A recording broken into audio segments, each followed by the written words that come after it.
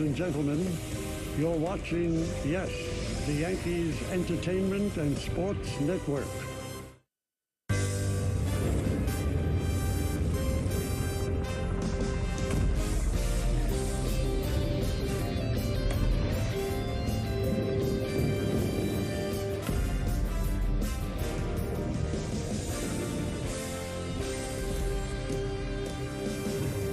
It is a beautiful 86-degree day in Tampa, Florida. Those fans are ready to go, and so too is that young man. Anthony Volpe, the Yankees' top prospect in the lineup. So is another man competing for the shortstop position, Oswald Peraza. It's the Yankees against the Rays from George M. Steinbrenner Field in Tampa, Florida, as we welcome you to Yankees Spring Training, presented by Montefiore Einstein. We'll dive right in with today's Volkswagen pitching matchup for the Rays. Their top pitching prospect on the hill, Taj Bradley, coming off a terrific season combined between Double and AAA. Meanwhile, Luis Severino gets the ball for the Yankees. 102 innings a season ago, pitched to a 3.18 ERA. So Sevy getting his warm-up tosses in.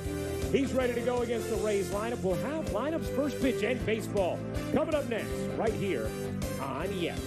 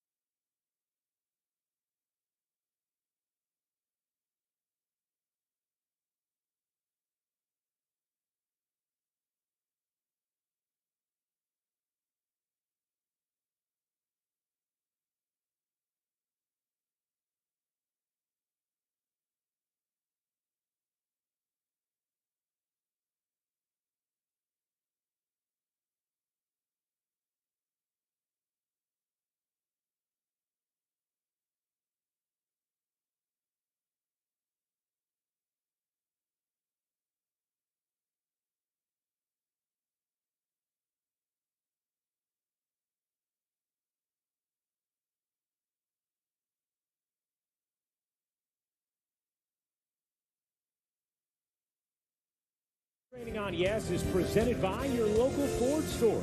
When it comes to putting in the work, there is no offseason Ford, official SUV of the Yankees. For current offers, visit buyfordnow.com. Cruising into George M. Steinbrenner Field, getting ready for a little afternoon spring baseball in Tampa, Florida.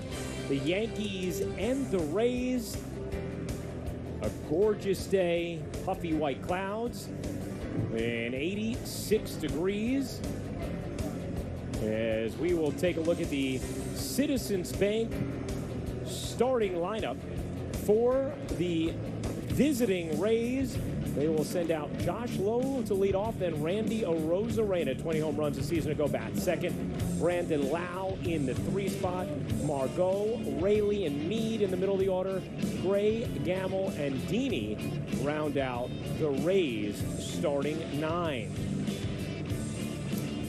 Jack, no doubt the star of this spring thus far has been the pitch clock on a more broad basis. Everybody's been delighted by the truncated time of games, the pace of games. Within Yankee world, today we get to see, I think, the player fans are most intrigued by Anthony Volpe will be at shortstop and leading off. Right, we see Volpe taking his position on the field right now, and you're absolutely right, Ryan. The New Jersey product has come into spring training. He has excelled so far. He knew the mandate coming into spring was you're competing for a potential starting job at shortstop, and the best thing Anthony Volpe could do is go out there, try and thrive, and see what happens. We know that Peraza has the experience at the major league level. He was called up in September. Kiner Falefa is also an option, although I don't envision the Yankees going in that direction. But if you're Anthony Volpe, Ryan, do exactly what you've done so far. Go out there and let your play speak for you. He will be playing behind Luis Severino. You see the numbers from Severino a season ago. 7-3, 3.18 ERA, 102 innings, 112 strikeouts, just 30 walks. Was very effective when he was on the mound. Of course, Jack, as we take a look at the scouting report, that will be one of the keys for this season. Right, keep building. You could say that about any pitcher in his second start in spring training. 45 pitches in his last outing. You want to build up that pitch count. Probably has about 5 more starts left. Velo City, Ryan, in his last outing, he hit 98. First outing of the spring to hit 98. That was impressive for Severino, who averages about 96 with his fastball. And then be there. And that's the most important part of the scouting report. The Yankees want to believe that Severino will be there. No injuries, no IL stints. Give the Yankees a full season in the rotation. He pitched just a shade over 100 innings last year. Of course, had that lat strain that cost him a couple of months. You see the defensive alignment, Ortega in left, Hickson center, Cabrera in right, Donaldson and Volpe on the left side, Peraza and Rizzo on the right, and Jose Trevino behind the plate. First pitch swinging and low, grounds it foul. We're already moving, Ryan. You had to squeeze that in. The pitch clock already has an impact. I love it. You had to squeeze in the defense. That's right. we're all going to use spring to get adjusted ourselves, as that one misses just high and in from Severino. You see the numbers for Lowe, who did show a lot of pop at AAA last year. The 1-1 is hit hard on one hop to first, snared by Rizzo, and 3 pitches, 1 out for Luis Severino. And there is the 3-1 pitcher's fielding practice, Ryan. We've all seen pitchers work on it. It's a monotonous thing. It's a repetitive thing, but that's what you have to do right there. If you're Severino, you have to hustle over when a ball is hit to the right side, make that play. The pitch clock is a factor, Ryan, and I know we will talk about it as we move through this game, but according just lost everybody.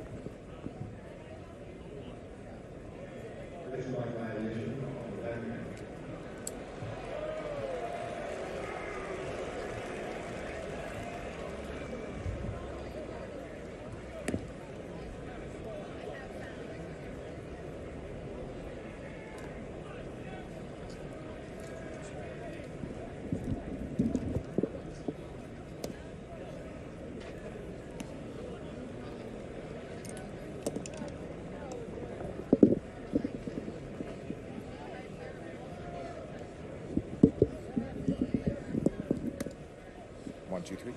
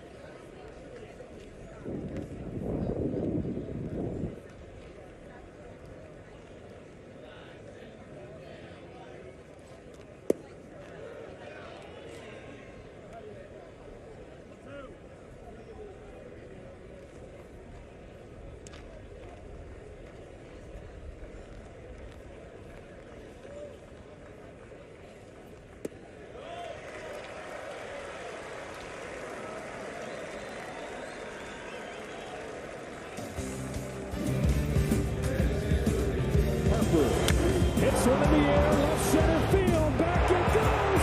Harper, the swing of his life. Suarez fires. Pop fly, right field. Segura's out, Castellanos out, and the Philadelphia Phillies are going to the World Series.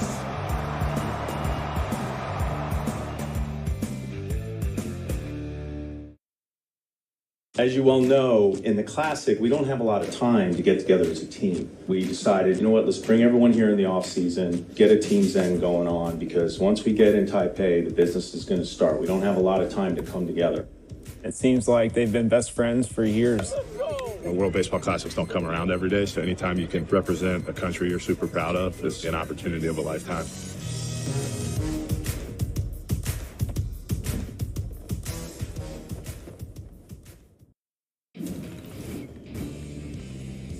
And Bregman sends one deep to left. It is back and it is gone. A 3-run poke. Alex Bregman puts the Stros on the board in the 3rd inning. And Bregman with quick hands just pops this thing into the Crawford box. He has shorter stroke as anyone in the game. And if you're going to go in, you got to go in off the plate.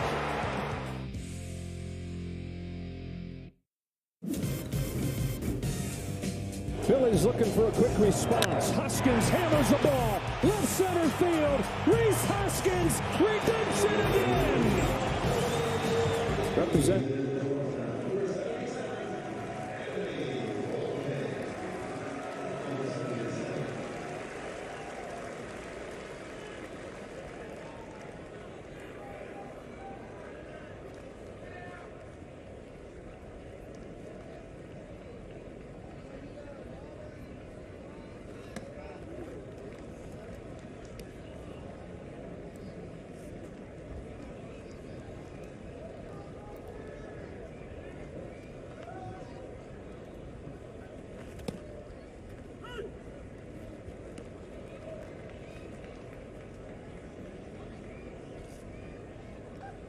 This spring.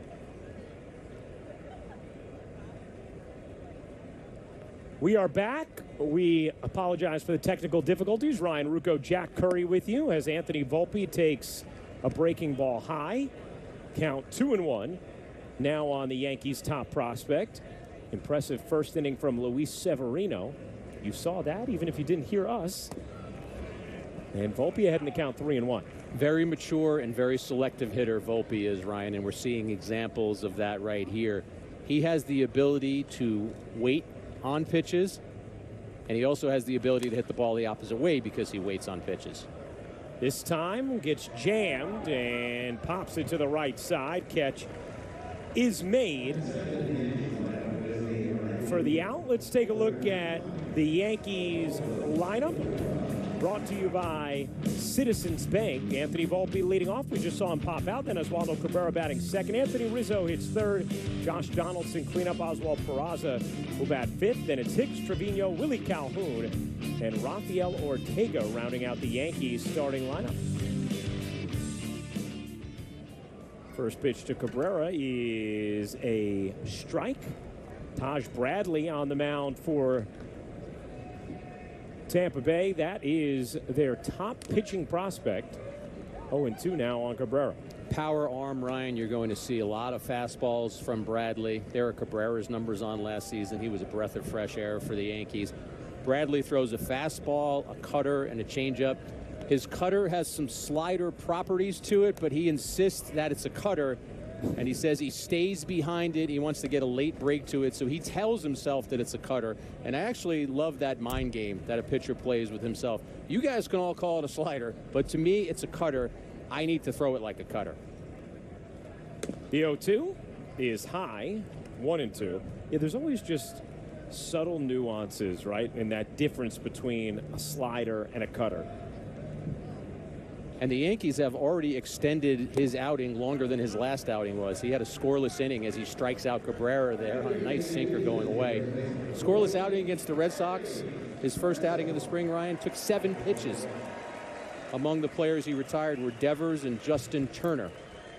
Take a look at the scouting report, Jack. He's a top 50 prospect on 3 different minor league evaluation sources. He's got that fastball cutter combo. And taking notes, Ryan, by that I mean he keeps a journal. And he thinks that being a major league pitcher or a professional pitcher involves so much information that he wants to be able to put information into that journal, doesn't want to clutter his mind. Again, I think that's a great piece of information, whether you're trying to make it in the major leagues or you're trying to make it in Little League. And we know Rays pitchers have shown they know how to make it at this level. This is the next one that the Rays are very excited about. 2-1 here on Rizzo. Ryan, at AA and AAA last year, Bradley 7-4 with an ERA of around 2.5, threw over 130 innings. They obviously are evaluating him very closely this spring. With the injury to Glass now, there is an opening. I don't see him as being that guy. I think he's more likely to start at AAA. Started off nicely here, a 1-2-3 inning for Bradley. Severino back to work in the second. Kicks and deals. And it's swung on, hit well to right. Going back on it, Tucker to the track, at the wall. He jumps. It's gone! Yeah! T with an opposite field home run just out of the reach of a leaping Kyle Tucker. And the Phillies take the lead here in the top of the 10th inning. 6-5, Phillies on top. Just enough to get it over the wall, and a leaping Tucker made a heck of a grab at it, but out of his reach.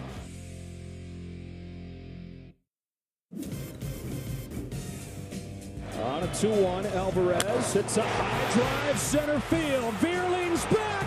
This game is turned upside down. And Yordan Alvarez has given the Astros a 3-1 lead. There goes the runner. Fly ball down the right field line. Tucker comes on. The Houston Astros, world champions.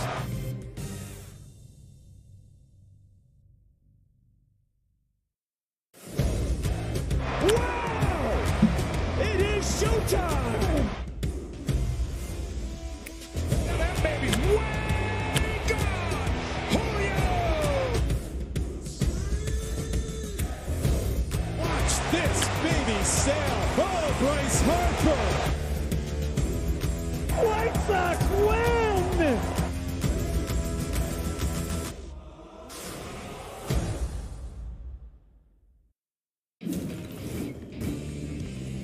And Christian Javier continues to dominate. Christian Javier, a name to remember and a night to remember. 6 no-hit innings in the World Series. Real Muto. Bouncing ball to third. Picked by Bregman. Throw across in time. The Astros have a World Series no-hitter. The second one in World Series history.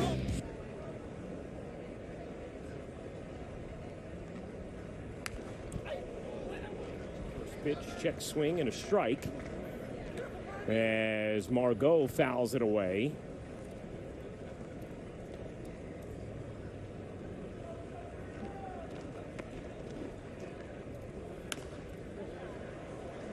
And quickly, Severino ahead 0-2.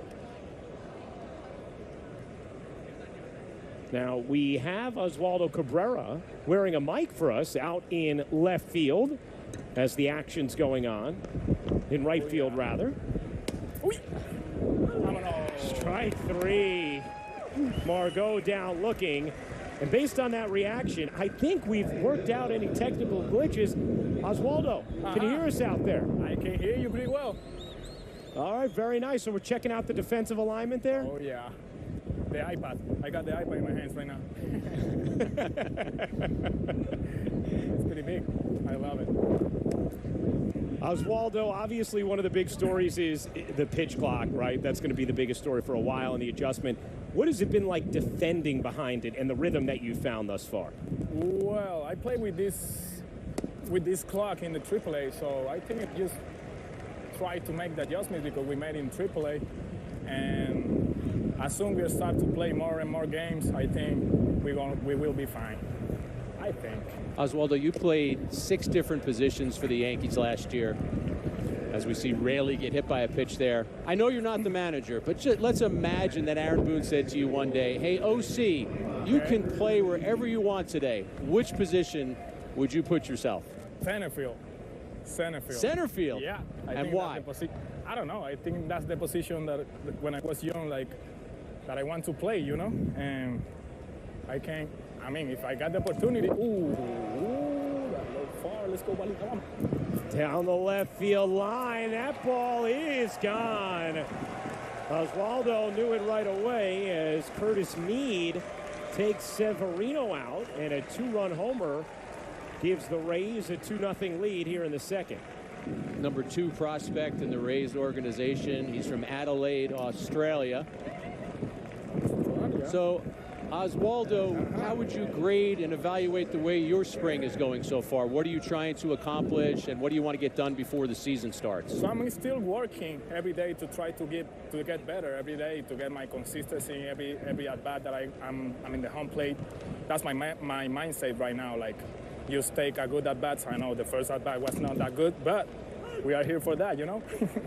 We are working on it. Oswaldo, you got thrown in the fire last season. Obviously, when you came up in September, you made a huge impact on this team. Then, obviously, you played a big role in October as well. Were heavily relied upon. What's your biggest takeaway from that experience and playing such meaningful games down the stretch and then in the postseason with the Yankees as well? Yeah, that made me feel a little bit like more confidence on myself, because I say, like, okay, I played this year, I played the last year in that situation. You know, postseason is another rhythm of the game. So right now, it's just to try to get my mind right. Like, go get it, Oswaldo. To the wall, and that ball is gone. Right over the head of Oswaldo Cabrera as we talk with him. Wow. Tristan Gray goes deep. And back-to-back home runs from the Rays. Thought you might have had a beat on that one for a second, Oswaldo. If the wing is not too hard today, they covered that one. I try. Gray had 33 homers at AAA last year for the Rays. Oswaldo, when you look at the Yankee rotation and we see Severino on the mound today, we see Cole, we know Rodon, how impressed are you with the pitchers that the Yankees are going to put out there every day? That's so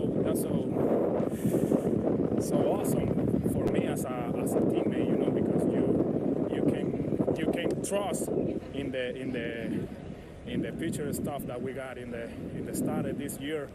We had a really good start the last year too, but this year with Rodon, with Severino healthy. Can you help me right now? Hello. So, Oswaldo, how windy is it there, man? It sounds like it's whipping around out there. If I got the camera, can I show you? Yeah. Back to me. Nicely done, Oswaldo. Nicely done. That's like the check for us. To check the wing, just throw the grass outside to see how's the wing. So, Oswaldo, the fact that you're doing what you just did and talking to us shows how comfortable you are in the outfield. But your first 500-plus games in the minor league, all in the infield. Yeah. Suddenly you go out in the outfield and you act like you've been playing there your whole life. How did you get adjusted and get comfortable so quickly? I don't know. I think the coach staff, the teammates, they give me that comfortable. From the first time that I play in big leagues, everybody say like, hey, we just want to see Oswaldo Cabrera. We don't want to see any heroes. We don't want to see any other guys. So for that moment, it's like really awesome for me, like to play just comfortable. And during the minors, I just played like, I don't know, two games in outfield. But I've been trying with couple coach, with couple outfield. I was just shagging a lot with the all-star outfield, like Inciarte, with Lamar, with too many people, you know. And coaches like Dominguez, coaches like Javier, they help me so much. And when I just play there, I just say like, okay, I've been here before. You know, I just feel comfortable. Well, you sound comfortable too, Oswaldo. You've been terrifically entertaining for us in this second inning. By the way, that a moment ago was a violation on the hitter, and so Severino recorded a strikeout there. So 2 outs now, 0-2 count. Oswaldo, interesting. You're talking about that comfort in the outfield. And when Jack asked you before what position you pick over any other, you said center field. So I guess all those reps have created an incredible level of comfort. I mean, I just want to play center field. I just want to show, like, to see if I can play. I know I can play. I just want to see in a real game. Yeah. Guess what, Oswaldo? We'll have Aaron Boone on in a couple innings. We're going to bat for you. We're going to tell him you want to play center field. We'll see if we can help push that narrative along. We'll say it was our idea, though. All right, Oswaldo? Yeah. Yeah. You know, I never played there, but who knows? Yeah. This guy gonna check hit, swing. This guy gonna hit a fly ball to me. You wanna see? Fly ball. Oh, wow. Oh, I like it as well. Prophetic. Yeah. Predicting. Predicting. Right. Okay. Oh, yeah. on this pitch, Oswaldo? 3-2, right? Yeah. Yeah. Okay. Yeah. All right. Fastball, can we make our up, prediction? Away. I'm going fastball up and a strikeout. What do you got, Ryan? Oh, that sounds good too. I'm going with Oswaldo. I think he's getting a fly ball. I think he's getting a fly ball right here. I want to. 3-2. I want to. Oswaldo's ready.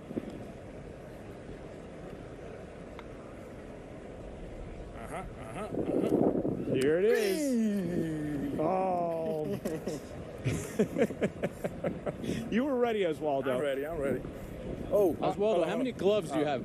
How many gloves I have? 1, 2, 3, 4. 4. First base. 4, okay. 1, 2 infield, 1, 2 like all around infield, like more bigger. And this. Oh, ball 4. Gonna have to wait one more batter to get that fly ball, Oswaldo. Oswaldo, you've seen in the minor leagues a lot of the guys who are now coming up here, you know, at different levels, whether you've been their teammates or obviously have just been associated with them in one way or another. Yeah.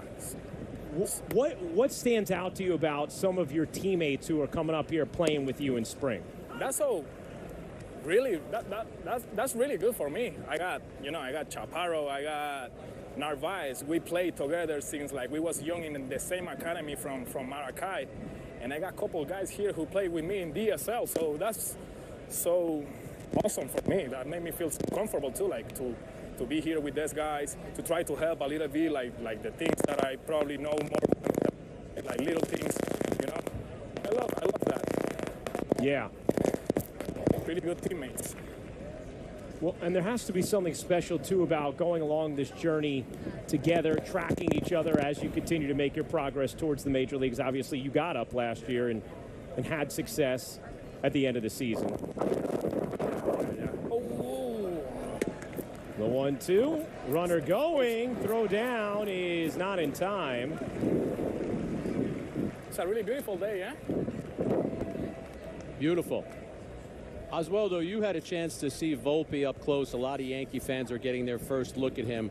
What stands out for you about Anthony? He's so awesome player, man. He's a superstar. It's not just because how he played. It's just the work that he put every day to improve himself. That's so awesome, you know?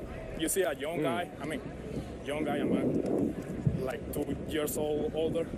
I don't want to look like that type of guy, like, oh, young guy, no.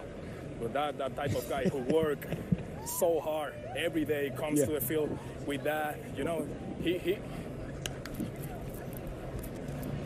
show like intensity in the train when he's training, you know, so love that guy so much. We hear a lot about that when it comes to Anthony Oswaldo, just the makeup that he has and sort of that it factor as well. That's all I have to say for that guy. It's awesome. Swing and a miss. Late swing there, Oswaldo. Thank you so much. You were absolutely tremendous. Oh, yeah. Thank you so much. We'll do it again sometime. We'll tell Aaron you want to play center field. Oh, yeah. Thank you. Astros down a run. Alvarez shoots one through the hole, a base hit. Altuve on his way to the plate. The Astros have tied it 2-2, and Bregman into right center, a base hit. Alex Bregman delivers the go-ahead run. 1 ball, 2 strikes. Judge on the ground. Presley's got it. Easy flip. Ball game over. The Astros are going back to the World Series.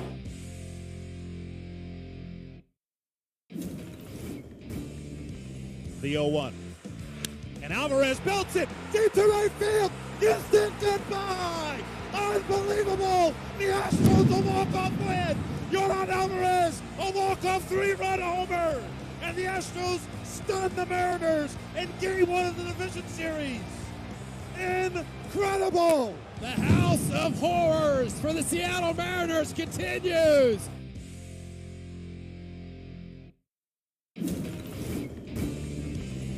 And Christian Javier continues to dominate. Christian Javier, a name to remember and a night to remember. 6 no-hit innings in the World Series. Real Muto. Bouncing ball to third, picked by Bregman. Throw across in time. The Astros have a World Series no-hitter. The second one in World Series history.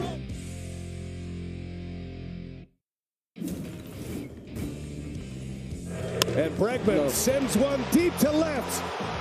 It is back and it is gone.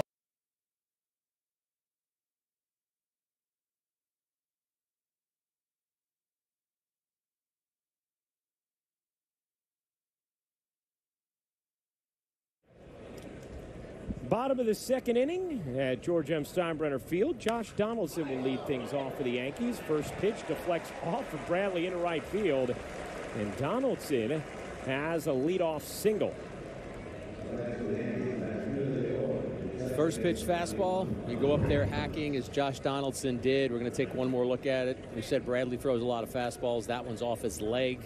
Donaldson will take the single, and the Yankees would love it if they could see more of that, Ryan. Last year against fastballs, as the Rays training staff takes a look at Bradley, Donaldson hit 201. For his career, he's a 258 hitter against four-seam fastballs. So that's a pitch you have to be able to handle if you're a major league hitter, and it wasn't one that Donaldson was able to handle last year. He's got one more year left on his deal, and when the Yankees acquired him, they talked about looking beyond the regular numbers. We looked under the hood, and those numbers were positive. And Bradley's going to come out of the game, Ryan. So, so that some sort of injury to his leg, and this is going to hurt the pitch clock situation.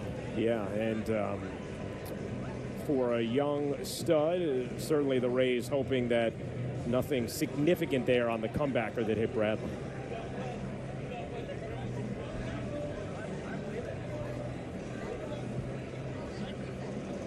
Dude, I know these noodles are your specialty, but they are just not hit.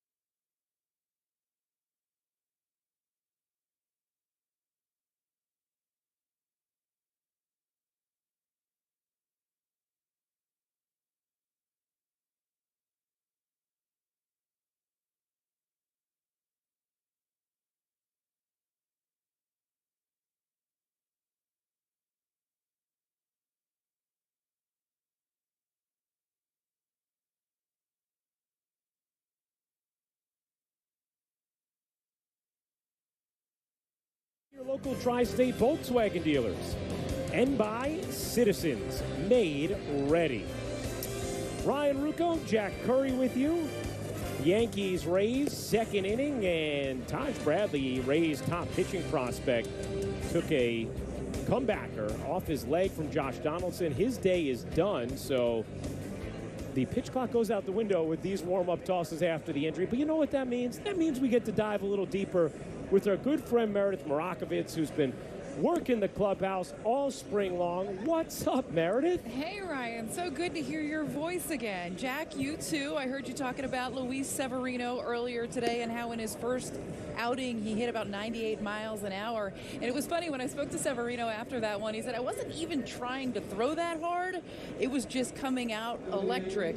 He shed about 15 pounds this offseason due to an improved diet. He was really committed to his workout program. He understands what a big year this is for him. He's going to be a free agent after this season. He was asked whether or not the Yankees approached him about any type of contract extension. He said not yet. There have been no conversations, but this is the only team he knows, the only family he knows, and you better believe he wants to spend the rest of his life wearing pinstripes. Now he needs to go out there and perform this season to see if there could be a pact in the future. Meredith, when you spoke to Severino, he also made it clear he is a proponent and an advocate of this pitch clock, right? He likes to work fast and he's enjoying himself. He likes the pitch clock, and he also likes PitchCom, calling some of his own pitches. And, you know, I've spoken to a variety of pitchers. Some like it, some don't know that they'll be that into it. You'll hear from Garrett Cole later today, and he's not sure that he's going to invest any time in the PitchCom on the belt until they actually apply it to this season. Right now, it's up in the air whether or not that's going to be a part of it. So Severino did enjoy that, and he said he would do that all day long. He'll work extremely fast.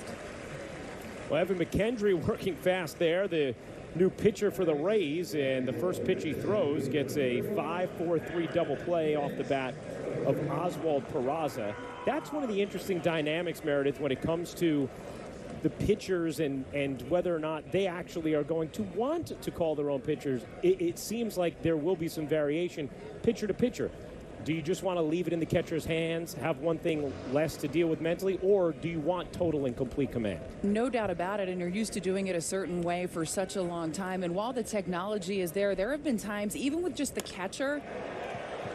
As Hicks powers that one into right field, and that ball is long gone. A welcome sign for Aaron Hicks as he charges a home run to right. And the Yankees are on the board this afternoon. Aaron Hicks' first home run of the spring. Ryan, you didn't think I was going to take that call away from you, did you? First one of the spring? I would never do that to you, buddy. You got out so quickly there, Meredith. Nice assist. Well, Meredith, you've covered this story. There are position battles at shortstop. There's a position battle in left field. You see this pitch, and Hicks recognizes the spin out of the hand of McKendry and just tattoos it. So Hicks trying to remind the Yankees that he's in this competition. General Manager Brian Cashman has sort of indicated that Hicks could end up being the starting left fielder, but of course Cabrera, who we spoke to an inning earlier, Florial, some other players in camp also in that competition. Jack, interestingly enough, there was a very large man in left field getting some reps earlier today in Aaron Judge, and that is something that Aaron Boone floated out early in the spring, that we may see Judge in left field a little bit this season, especially at Yankee Stadium where there's a larger left field that would allow them to put Giancarlo Stanton in right field, Bader in center. Now, he hasn't played in a spring game in left field, but that could happen in coming days, so that's something to keep an eye on. Very interesting, Meredith. Just another aspect of that positional versatility from Judge. Swing one up to the third. It is that showtime! Is going to end the inning. We'll hear from Meredith plenty more throughout the afternoon. The Yankees get on the board courtesy of Aaron Hicks. A high, deep charge into right. His first home run of the spring. This baby sail. Oh, Bryce Harper. Towards that left field. White Sox win!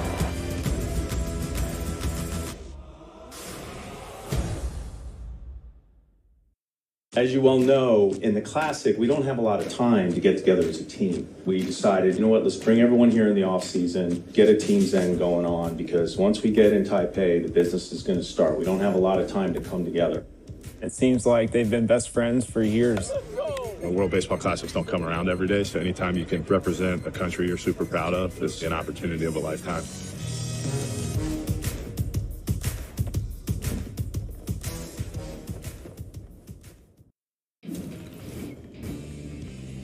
Astros Down a run, Alvarez shoots one through the hole, a base hit. Altuve on his way to the plate. The Astros have tied it. 2-2, and Bregman into right center, a base hit. Alex Bregman delivers the go-ahead run. 1 ball, 2 strikes. Judge on the ground. Presley's got it. Easy flip. Ball game over. The Astros are going back to the World Series.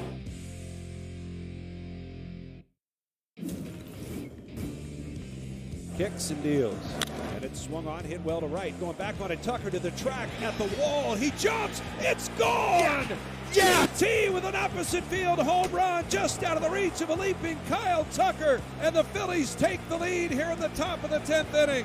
6-5, Phillies on top. Just enough to get it over the wall, and a leaping Tucker made a heck of a... Vince was just telling us about Aaron Judge out in left field this morning, taking balls and preparing for what Aaron Boone said could be some game action out there come next week, Jack. You want to put the best team on the field every day to give yourself a chance to win. And there will be some days where that alignment will involve having Judge in left field because you could play Stanton in right field. And then that allows you to DH either Donaldson or LeMahieu, play one of them in the infield, or you could DH Torres or wherever you happen to put DJ for that day. So I think the Yankees heading into the season, knowing that left field was a spot where they were on the leaner side, decided to think of other options, and Judge is part of that equation, as Meredith pointed out. Nasty slider there from Severino and a weak wave from Arozarena. I think something that maybe at times we could take for granted a little bit, Jack, is, when you're a player whose production is as prodigious as Aaron Judge's, as Volpe makes the catch for the first out, it would be quite reasonable for him to say, hey, I'm in right field, I want to hit here in the lineup, to not have the sort of malleability that he does have for the team. Last year, we saw him step up in a massive way, play center field for extended stretches when the Yankees desperately needed it. Acquitted himself very nicely there. We obviously see him go up and down the lineup, batted leadoff for an extended stretch when the Yankees were decimated by injuries. And now just the fact that he's even not resistant to the idea of playing left field, part of the reason obviously why he's your captain. Right, he's the captain. He has the athleticism to do it. He's a team-first player. How many times did we watch him last year do post-game interviews with Meredith, and he is on his way to setting an American League record and wanted to talk about the team. So I'm not surprised at all that Judge is that willing to do something that would help the team. I think we'll still see him in center field at some points this year. Bader is the center fielder, but he's obviously not going to play 162 games. And there's Severino with another high fastball to strike out Lau. 6 strikeouts now for Severino, who did give up back-to-back home runs in the second while we were chatting with Oswaldo Cabrera. Well, that's where Severino makes his money, Ryan. That pitch up in the zone, and his pitch count must have been close to 50 because he's at 49 right now, and Aaron Boone is making the call to the bullpen. So Severino gets that pitch count up. 6 strikeouts, a couple of homers, although perhaps wind aided. His afternoon is done. We'll step aside.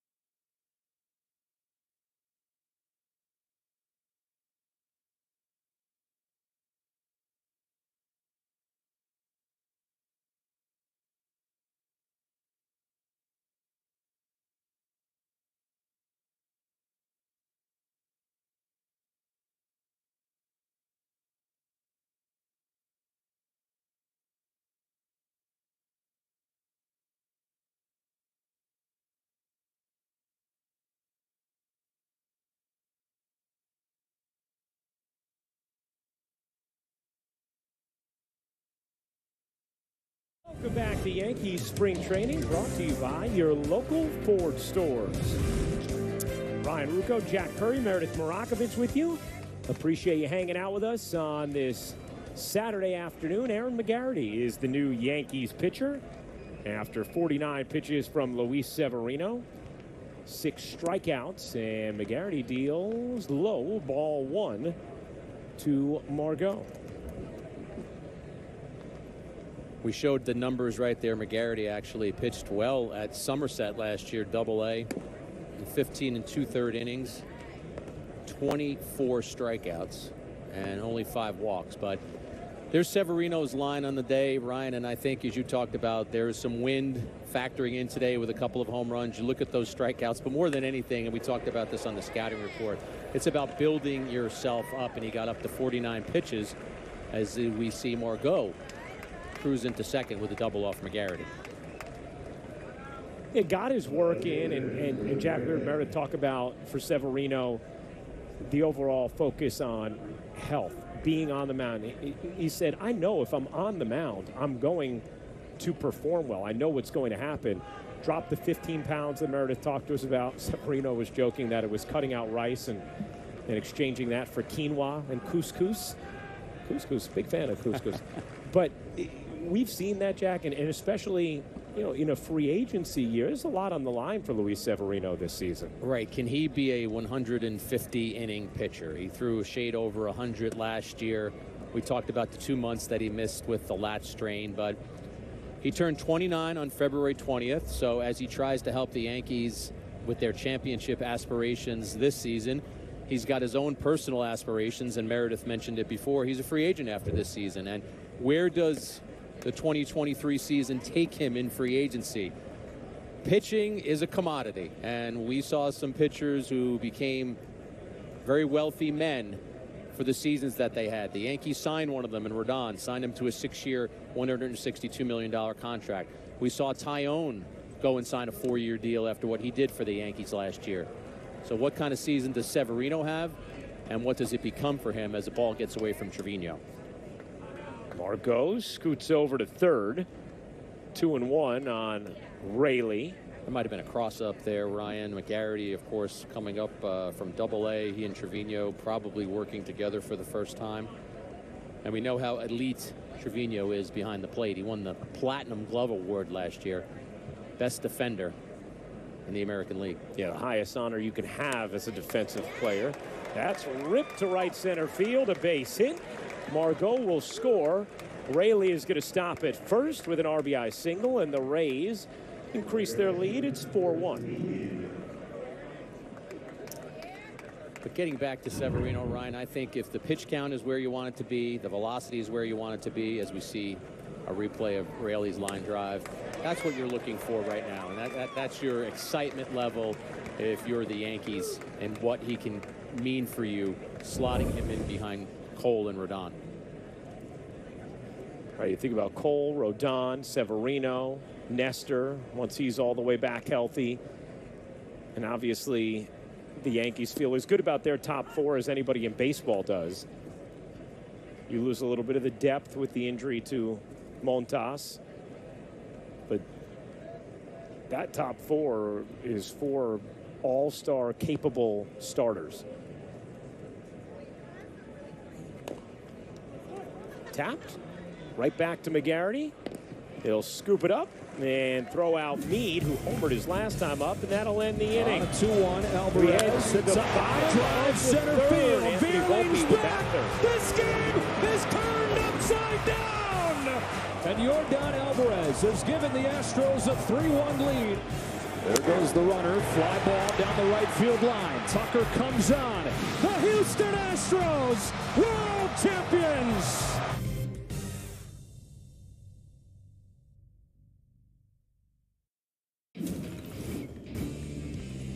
Astros down a run. Alvarez shoots one through the hole, a base hit.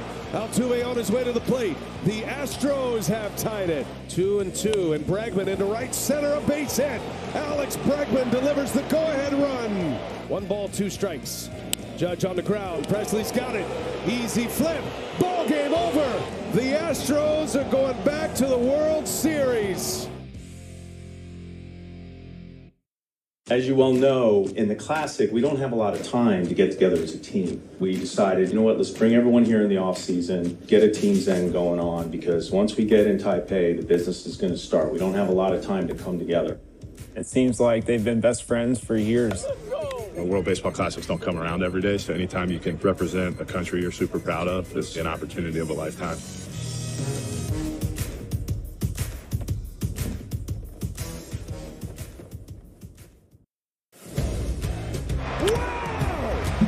It is showtime! Now that baby's way gone! Julio! Watch this baby sail! Oh, Bryce Harper! White Sox win! The MLB Ballpark app will complete your next visit to Yankee Stadium. Buy and manage game tickets, redeem offers, access exclusive content, and much more. Download the MLB Ballpark app today. McKendry stays on the mound for the Rays in this bottom of the third. The Yankees will have 8, 9, and 1. Willie Calhoun, Rafael Ortega, and then Anthony Volpe. Calhoun, 5'8". Ryan, he's a non-roster invitee. You see what he did last year for Texas and San Francisco. He's got a big season on his resume in 2019 with Texas. Had almost a .850 OPS, 21 homers, 48 runs batted in. He puts the ball in play. 337 plate appearances that year. He only struck out 53 times. The Yankees like that aspect of his game, but Ryan, since that 2019 season, just having a difficult time staying on the field. Broken jaw in 2020, broken forearm in 2021, and he even felt that he battled some injuries last year when he struggled to that number that we just showed right there. He was 6 for 52. Yeah. Lifts that in the air to right field and deep. That ball is gone. Willie Calhoun gives the Yankees their second home run of the afternoon, joining Aaron Hicks, and it's a 4-2 game. When you're a non-roster invitee coming to a team that has a crowded roster, go up there. I'm not saying you're going to hit a home run every time. Have good at-bats, keep your head down, and try and force this team to make a decision on you. And we see Calhoun right there. There's some of that power we talked about that he had in 2019. Lifting that ball right down the right field line. And anytime you have a left-handed hitter in a Yankee uniform, you think about how that will play at Yankee Stadium. And the next batter, Ortega, is someone who the Yankees think about with that as well. He has mashed right-handed pitching in his career. One more look at what Calhoun was able to do. Get it up in the wind and let it fly today. That one had plenty on it for Calhoun. Yeah, Ortega, you talk about, trying to recreate some numbers in 2021 with the Cubs in 103 games, hit .291 at an .823 OPS, 11 home runs, and has really had success against right-handed pitching. Right. The Yankees are intrigued by Ortega because of his ability to hit right-handers. Now, I said mashed. That's the season I was talking about, the 21 season. For his career, his slash line against righties, 260, 329 with a 385 slug. Lefties, though, he's not going to hit lefties. You don't want him at the plate against lefties. 140 plate appearances in his career, no home runs, 37 walks. He works a walk here, and that'll set the stage for Anthony Volpe with 1 on, nobody out in the bottom of the third. Strikeouts, by the way, I have to say. I saw the walk, and I had walk in my head. It was 37 strikeouts and 140 plate appearances. And he walks here against the righty McKendry. Here's Volpe, who popped out his first time up. Jack, we heard Oswaldo Cabrera before raving about Anthony Volpe, somebody who he's played with in the minor leagues, seen in the minor leagues, and just talked about, to use his word, how awesome Volpe is. He also hinted at the makeup of Volpe and that it factor, which we've heard so many people throughout spring mention. And I know you've got a chance to chat with Anthony Volpe's dad, actually. Right, Michael Volpe.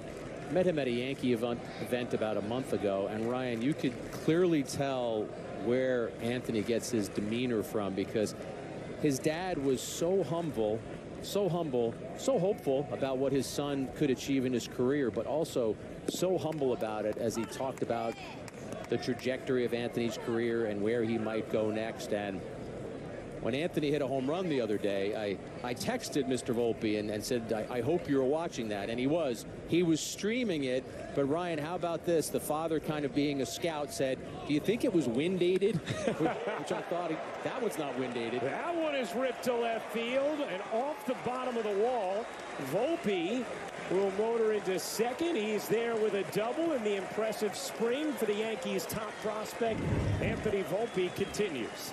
Right, he's got a compact swing. He gets on top of pitches. Did you see how he waited on that pitch, recognized breaking pitch, recalibrated his swing, and then hits it to the base of the fence, narrowly missing a 2-run home run right off the bottom of the fence. So the Volpe show continues. Yankee fans should be very excited about what he's been able to accomplish so far this spring. We saw the power in the swing. We see the speed in him moving around the bases.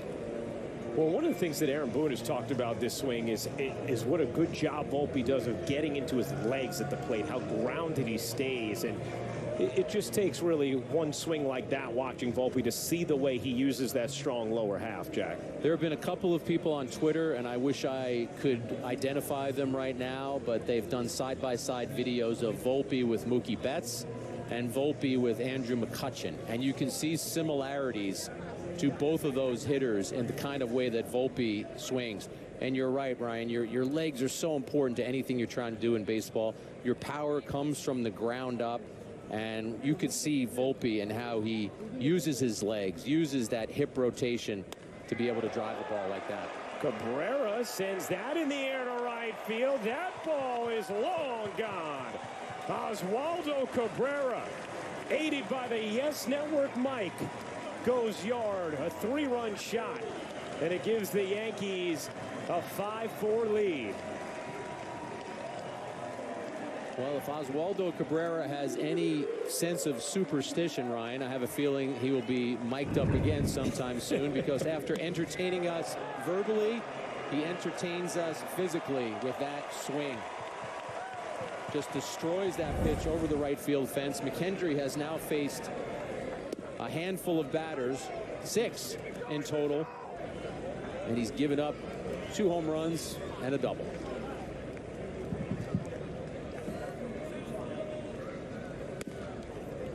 Cabrera, though, Ryan, I saw him do a charity event in the offseason where he interacted with some young kids.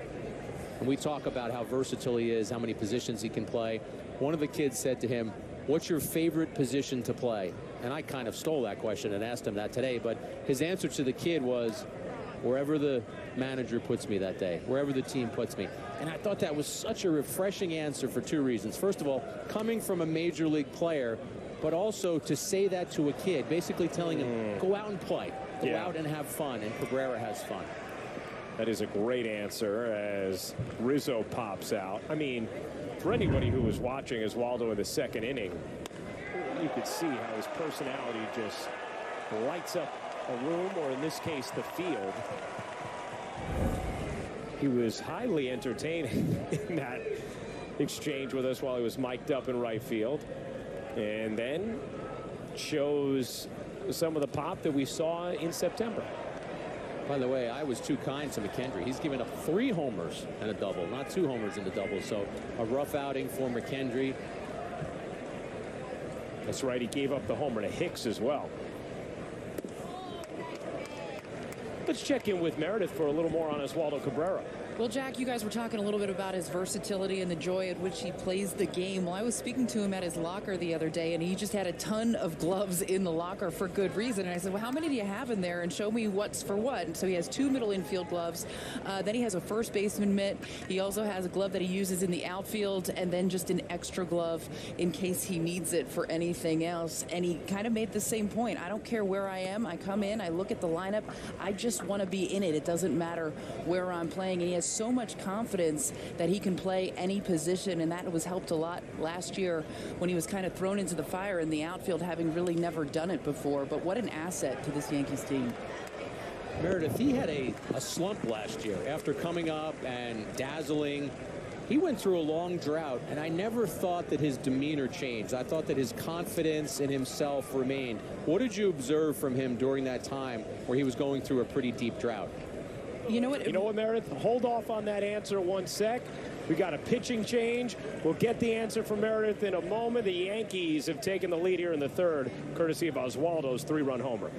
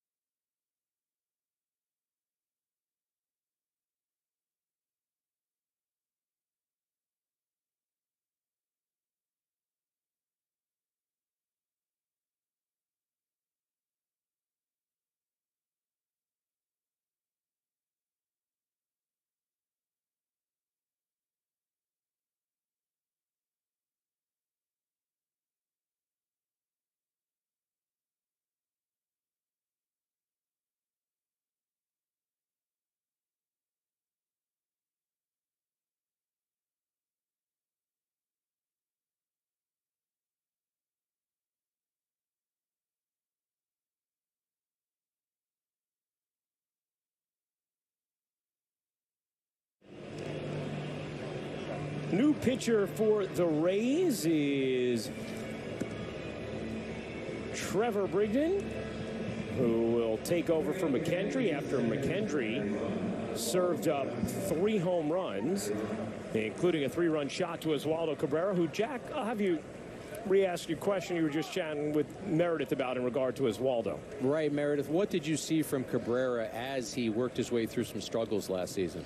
Jack, he certainly did not hang his head at all. He continued to smile. He'd be out there for early work. He really bought into the process, believing if he continued to put in the work, it would eventually turn around, and it certainly did. And he said this season, or I should say last season as a whole, was such a learning experience for him. He really realized it's not just the physical stuff on the field, it's the mental skills that you have as a Major League Baseball player as well that are going to help you. So he took a lot of time looking at the preparation, the nutrition, the mental side of it heading into this season. Pretty poised approach for a young man who did damage in this inning. That's going to do it for the third. The Yankees put up 4 runs in the frame. Take a 5-4 lead. Willie Calhoun and Oswaldo Cabrera depositing long balls into the seats and right.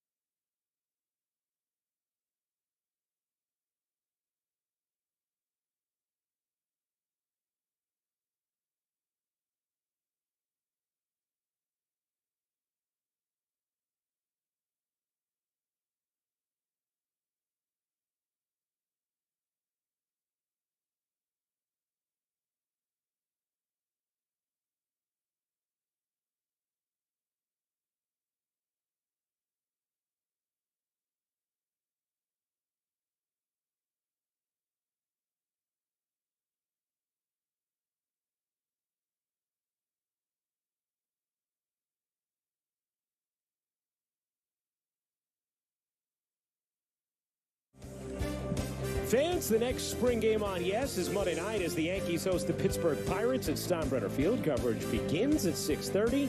And remember, Yankees opening day is Thursday, March 30th, as the Bombers battle the San Francisco Giants exclusively on Yes and the Yes app.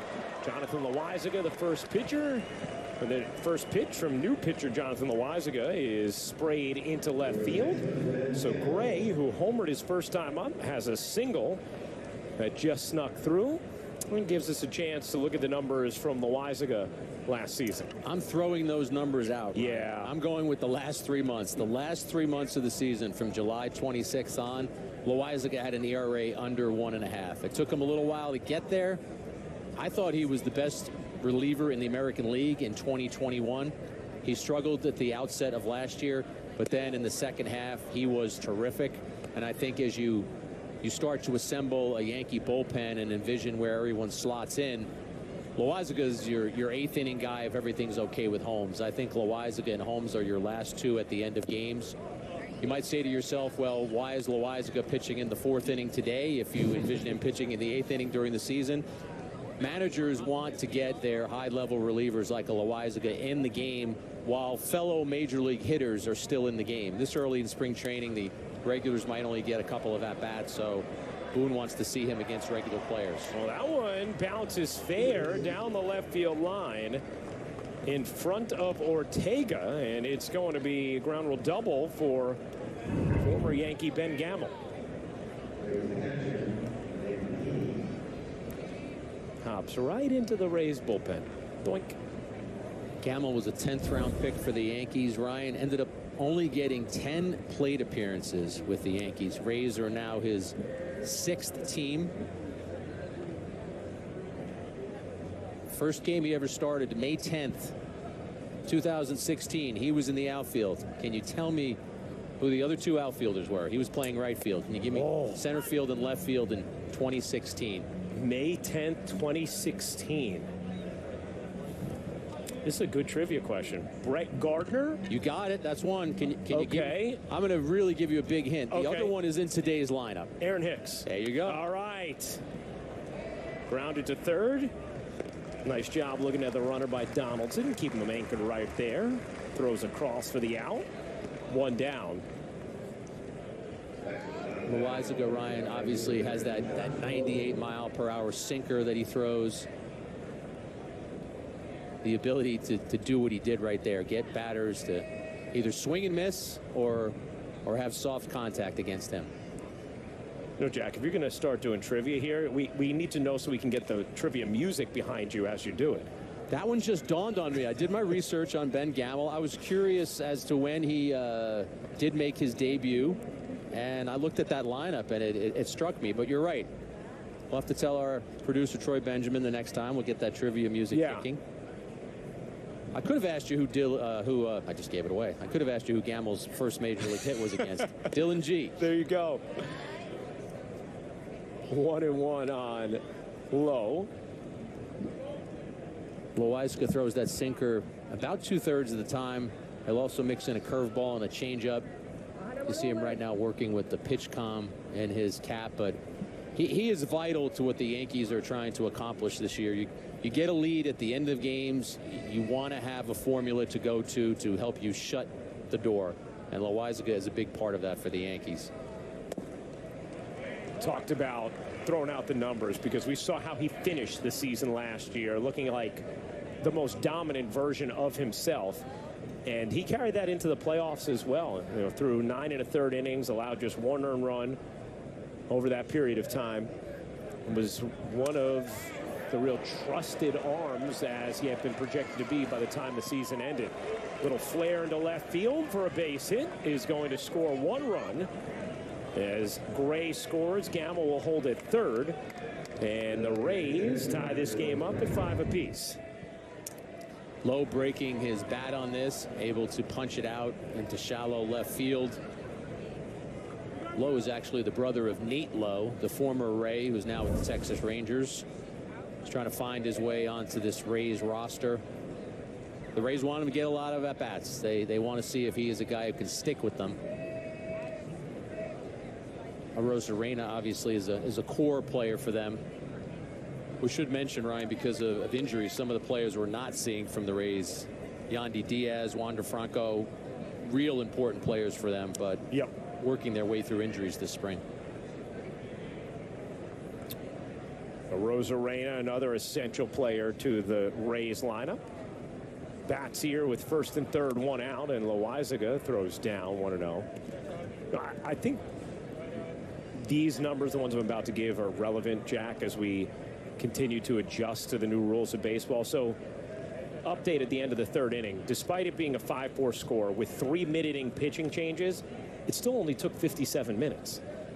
Now, obviously, that's not quite as breezy as some other first 3 innings have been this spring, but think about what a 5-4 game with 3 mid-inning pitching changes would look like before the rule changes. Right, so even with all the action that you just described, this game is on pace for around 3 hours. So either throw to second, it's going to be a stolen base for Lowe. He gets in under the tag of Peraza. And that's another aspect of the rule changes, trying to create a little more running in the game.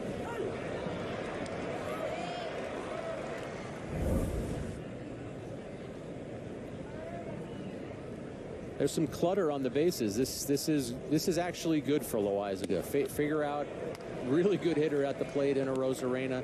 Sure, it's March 4th, but there will be a moment this year when the Yankees play the Rays, and Loaizaga will be called upon to try and get Arozarena out. So, how are you doing it on March 4th? What is your approach in this at bat? You're ahead in the count.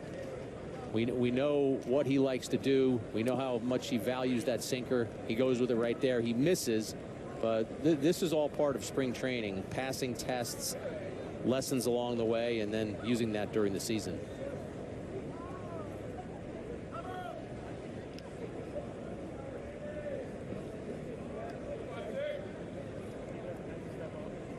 Second and third, one out, 2-2 on Arozarena. Loaizaga's 15th pitch coming. Swing and a miss, tied him up with a sinker. Nasty one from Loaizaga, 2 down. Well, we talked about how vital this pitch is to what he's trying to do and how nasty it is. And Ryan, imagine trying to hit 97 in on your hands like that from Loaizaga. Arozarena unable to connect.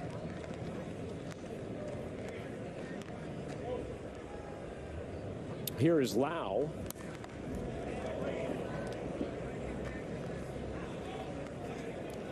Rays really missed Lau last year in 2021. 39 homers, 99 runs batted in. Actually was a top 10 in the MVP voting that year. Finished 10th. Last year, lower back injury really limited him. 8 home runs, 25 runs batted in. For their offense to be better than it was last year, and it was in the lower part of the American League last year, they need Lau to return to his 2021 form. The 0-2 on Lau. Breaking ball, got him swinging on a high changeup. Strike 3. So Loaizaga, an impressive finish to the inning, fanning Arozarena and Lau. We go to the bottom of the 4th, tied at 5. Astros down a run. Alvarez shoots one through the hole, a base hit. Altuve on his way to the plate. The Astros have tied it 2-2, and Bregman into right center, a base hit. Alex Bregman delivers the go-ahead run. 1 ball, 2 strikes. Judge on the ground. Presley's got it. Easy flip. Ball game over. The Astros are going back to the World Series.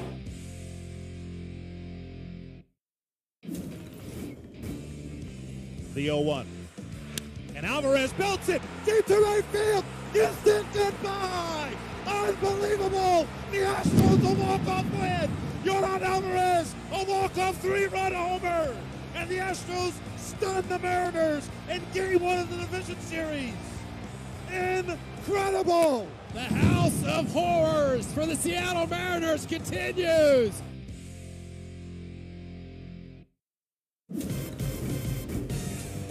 Phillies looking for a quick response. Hoskins hammers the ball. Left center field. Rhys Hoskins. Redemption again. Represents the tying run here in the 5th on a 1-1 from Mania. He cracks one in the air. Left center field. And he's done it again. This game is tied. Perfect timing.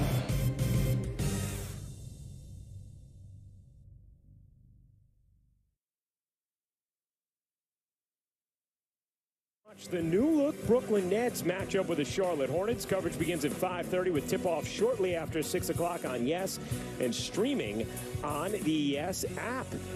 Nets coming off a massive comeback win last night in Boston, down 28, and come back to beat the Celtics, ending a string of 10 straight losses against Boston. Here's Michael Mercado. See his numbers in the minors a season ago. Big time difference in the strikeout to walk ratio. And he will face Aaron Hicks to lead off the bottom of the 4th for the Yankees. Hicks just gets out of the way of that one. 1-0. Aaron Hicks homering his first time up.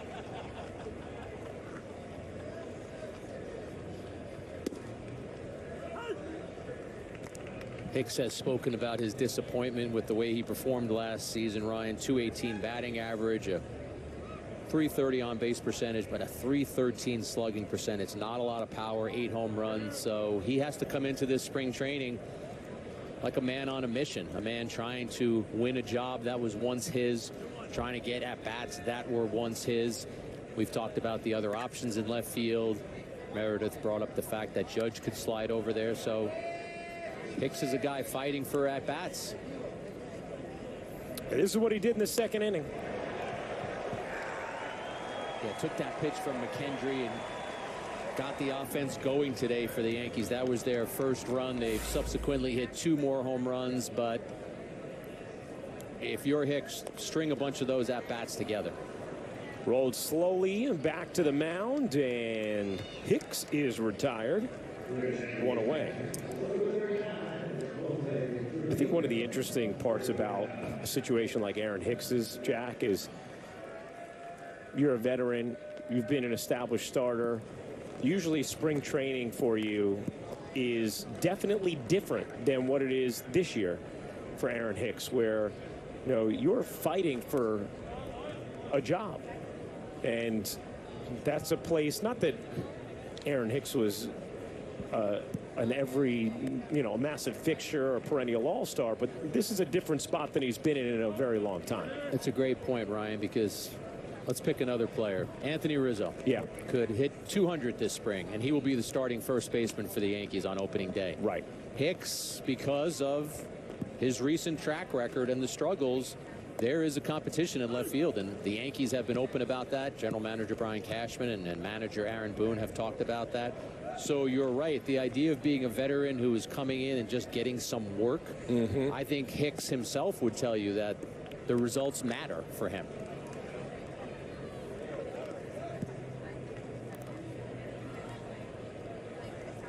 Three and 1 on Trevino. And Trevino works the walk. So a 1-out base runner for the Yankees here in the 4th. Willie Calhoun coming up. Ryan, we just saw Trevino get that walk, and we all know when you review what the Yankees did last season, Aaron Judge's story was far and away the greatest story surrounding the Yankees. But you had 2 other stories, 2 other inspirational stories around the Yankees. Nestor Cortez being one of them, and Jose Trevino being the other. When the Yankees brought Trevino over from the Rangers, it was toward the end of spring training. It was an add-on player. It was a guy whose defense they liked. His pinch framing is elite. He turns into an all-star, the best defensive catcher in the American League. Oh, what a tremendous season for him. Calhoun retired on the pop out. I can remember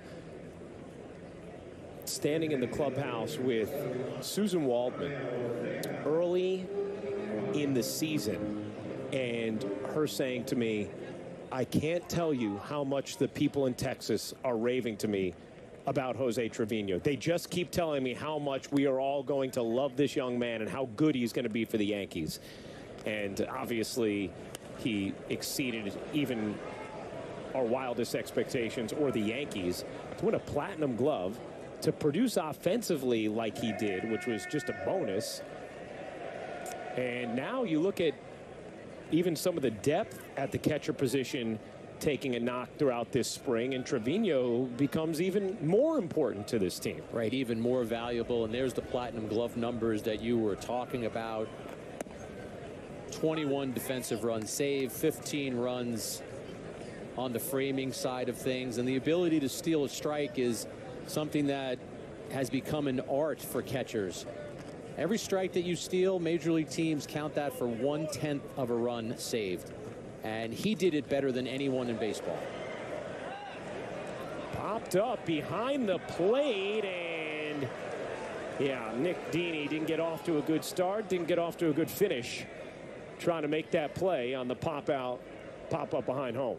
So Nick Dini's from Wagner College. Oh, yeah. Hit .392 in his final year at Wagner, but I've never seen this before. The glove falling off the hand and having to retrieve the glove in order to try and make the catch. Yeah. Ryan, they say you're going to see something you've never seen at every baseball.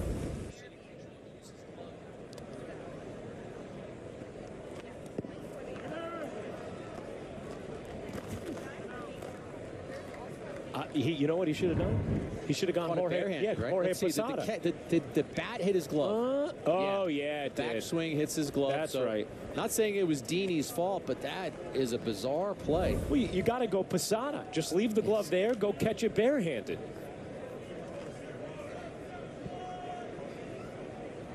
I feel like, was that in Anaheim when Jorge Sounds did familiar, that? yes.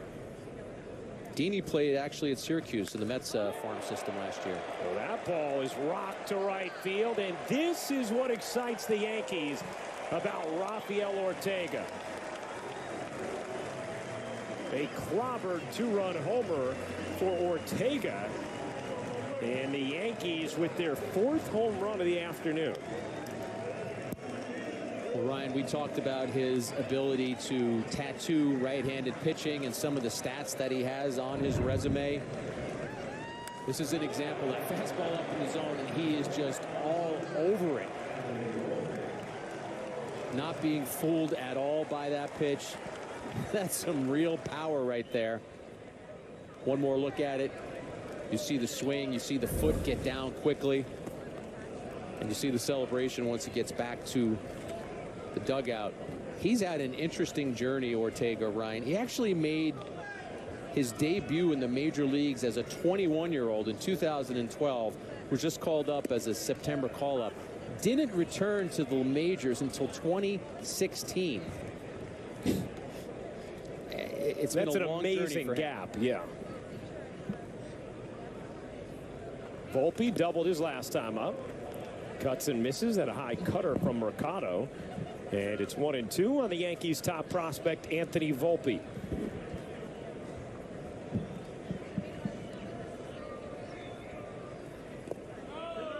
Volpe, did he go?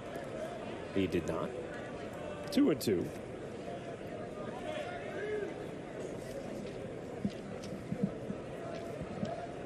As Diaz, the first base umpire. Swing and a miss. Volpe down on strikes, but the Yankees get 2 more runs courtesy of Rafael Ortega. And we get to chat with And Christian Javier continues to dominate. Christian Javier, a name to remember and a night to remember. 6 no-hit innings in the World Series. Real Muto. Bouncing ball to third. Picked by Bregman. Throw across in time. The Astros have a World Series no-hitter. The second one in World Series history.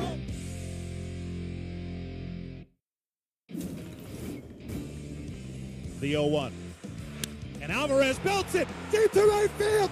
Instant goodbye. Unbelievable. The Astros a walk-off win. Yordan Alvarez, a walk-off 3-run homer. And the Astros stun the Mariners in Game 1 of the Division Series. Incredible. The House of Horrors for the Seattle Mariners continues.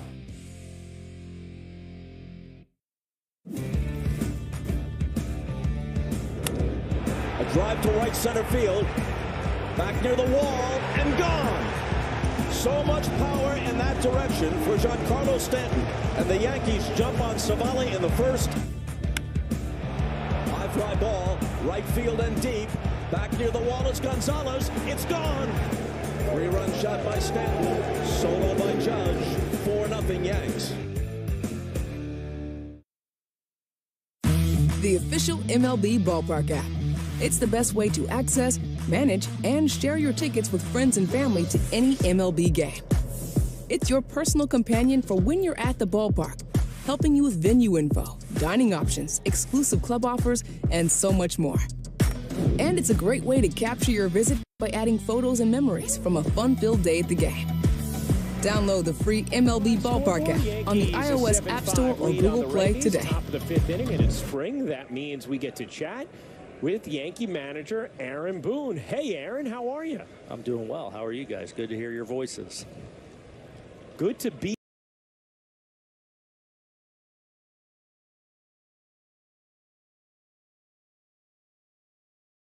heard, Aaron. We got to see Luis Severino for a little more extended time today. Got up to 49 pitches.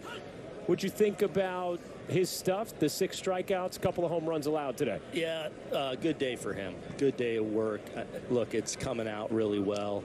I actually think maybe the home runs might have been a little beneficial of the win. That first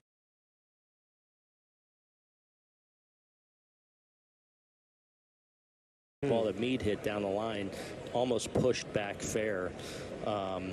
But nonetheless, a couple of mistakes there. But I think overall he's throwing the ball really well, and to get his volume up around that 50 pitch mark today was big. And to have an inning where he was tested a little bit from a pitch count. I think he threw 30 pitches in that second inning. So to work through on a hot day, to have to continue to hold his velocity, finish that inning strong, I thought was good.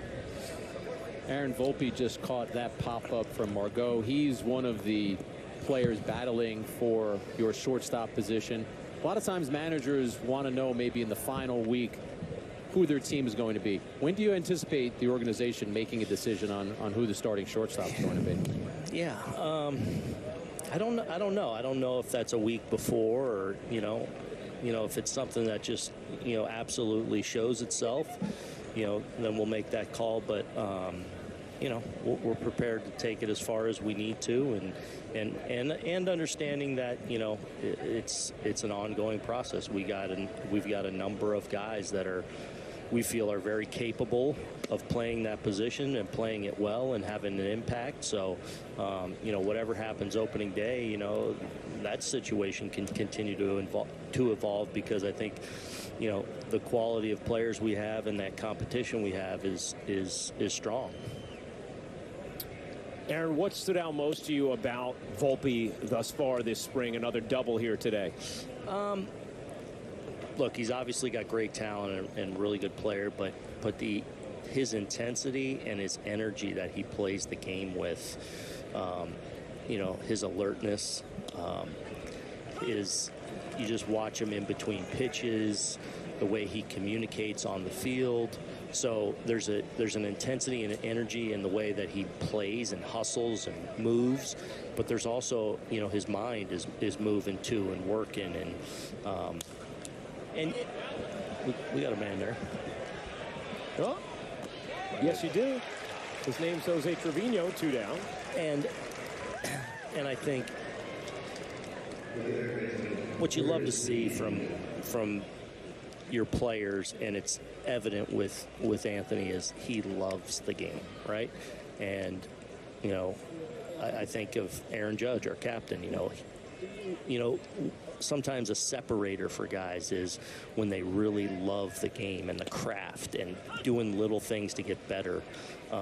It's so important to them, and you can't fake that. You can't hide that, and you can tell he loves everything about the game and all the little details, and he works very hard at it.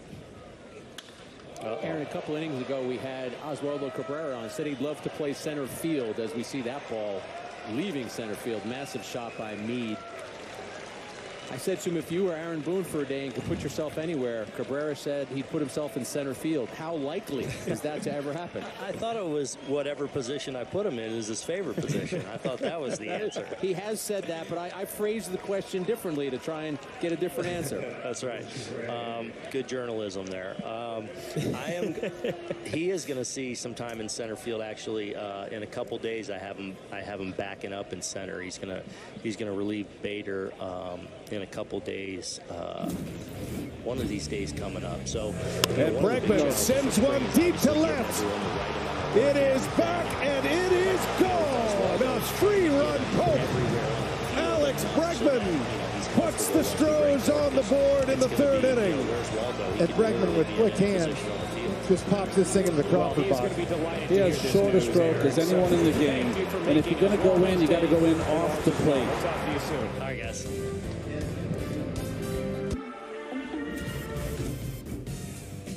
On a 2-1, Alvarez hits a high drive center field. Veer leans back. This game is turned upside down. And Yordan Alvarez has given the Astros a 3-1 lead. There goes the runner. Fly ball down the right field line. Tucker comes on. The Houston Astros, world champions.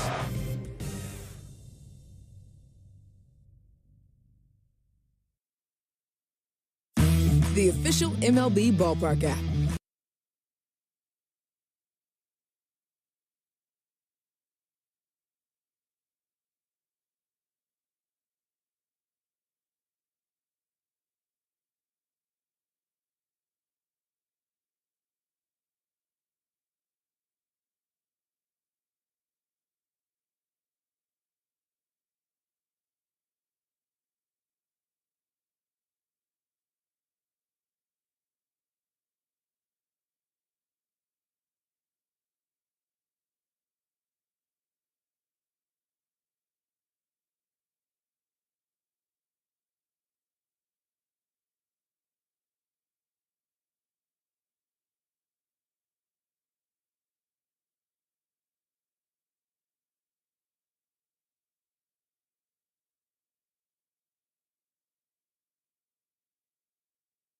Is back, and Yankees individual game tickets are on sale at Yankees.com with exciting matchups and great promotional giveaways.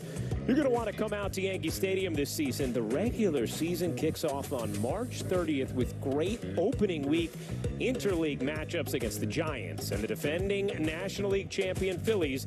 Tickets are going fast, so get yours at Yankees.com today. Oh, beautiful day to hang out, lounge. Maybe have an adult beverage, watch some baseball. Yankees a 7-6 lead on the Rays, bottom of the 5th inning, and as Waldo Cabrera leading off, homered his last time up, and I mean, he's going to be thrilled to hear Aaron Boone is putting him in center field in a few games. I think we helped see that into reality, and Boone said it's a couple of days, and Ryan, couple of days is Monday. You and I are doing that game, the Yankees-Pirates, so maybe Oswaldo will be in center. Might have to get him mic'd up again. Right. Will he be as comfortable being mic'd in center as he was in right? Because if you miss that, Oswaldo was quite charming mic'd up in right field in the 2nd inning. And Ryan, we talk about his versatility and his ability to play other positions, but it's not just that you stick him out there and, oh, he might catch a fly ball. Remember how he excelled in the outfield? He had 13 defensive runs saved last year for a guy who only played 30-something games in the outfield. So he was having an impact in the outfield. Not just a guy who, well, we can move him around and play him in a lot of different positions. He was an impactful defensive player wherever Boone put him. Yeah. It's interesting, the evolution of the way versatility in the game is seen, Jack, as Cabrera grounds that one to second, 1 down, because there was a time where so much positional versatility and even just the word utility almost had a, I don't know if I go all the way to say negative connotation, but almost as if you had to do that in order to be valuable to your team. But as teams have gotten smarter and the game has evolved, obviously it is seen as nothing but an incredible positive. And whether you're Aaron Judge or you're Oswaldo Cabrera, that versatility is relied upon by organizations now. It's such a skill and so important now to have players that are interchangeable on your roster. Buck Showalter has actually advocated for having a utility player slot for the All-Star game. Yeah. Have somebody who can move around the diamond. That is his talent. That is his skill. He has shown the ability to play 5 or 6 positions. I go back and think about Tony Phillips. That was one guy who excelled at moving around the diamond. This team, the Rays, obviously had Ben Zobrist. He excelled at moving around the diamond for Joe Madden. And now Cabrera is that person for Aaron Boone and the Yankees. And there's just such value for a manager to have someone on any given day. He wants to give another player the day off. He goes to Cabrera. They finally created a gold glove for that as well, which DJ LeMahieu won for the American League a season ago.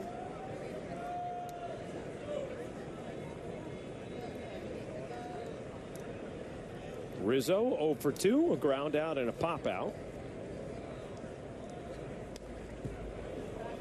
Ryan, when you think about the offseason and all the massive contracts that were signed, one stealth, I don't want to say under the radar because nothing that the Yankees do is under the radar, but the Yankees got Rizzo locked up early. Yeah. And it was a smart move by the front office.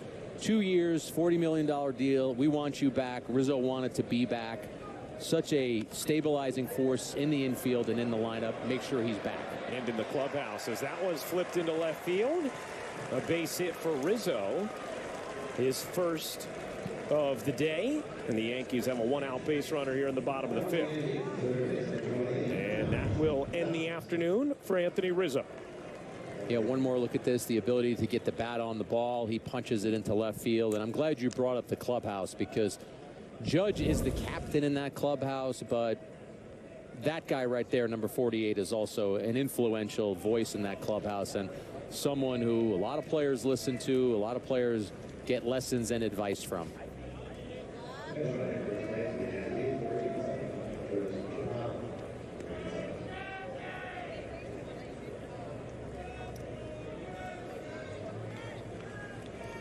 So the afternoon done for Anthony Rizzo.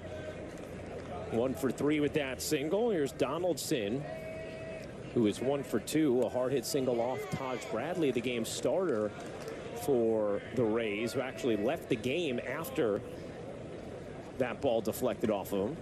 And he has spoken to Tampa Bay reporters, Ryan, including Alex Fuse. Said he's feeling good, doesn't have a bruise on the leg yet. He wanted to stay in the game, but Cash told him it's spring training. He was near his pitch count anyway. So for precautionary measures, they took their #1 prospect out of the game. All right, good. That's good to hear. They're not more significant. Andres Chaparro is the pinch runner for Rizzo.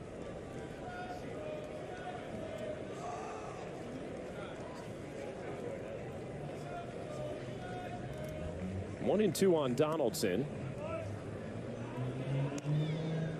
Brian, we talked about Donaldson and how last year was a disappointing year for him. And when the Yankees first acquired him, they talked about some of the under-the-hood numbers that impressed them. Exit velocity, hard hit percentage, barrel percentage. Well, all of the percentiles for Donaldson went down last year. He was 99th percentile in exit velocity in 2021, meaning he hit the ball as hard as anybody in baseball. Last year dropped to 81%. Hard hit percentage, he was 95th percentile, dropped to 66. Barrel percentage, he was 95th percentile, also dropped to 66. So some of the things he had done so well with Minnesota, he did not do as well with the Yankees last year. That one could be 2 and is an inning-ending double The play official off the MLB bat. ballpark app. Donaldson will take us It's the to best way to 6th access, inning. manage, The and Yankees share holding your a tickets with 7-6 friends and lead. family to any MLB game. It's your personal companion for when you're at the ballpark, helping you with venue info, dining options, exclusive club offers, and so much more.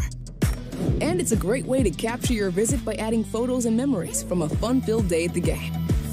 Download the free MLB Ballpark app on the iOS App Store or Google Play today.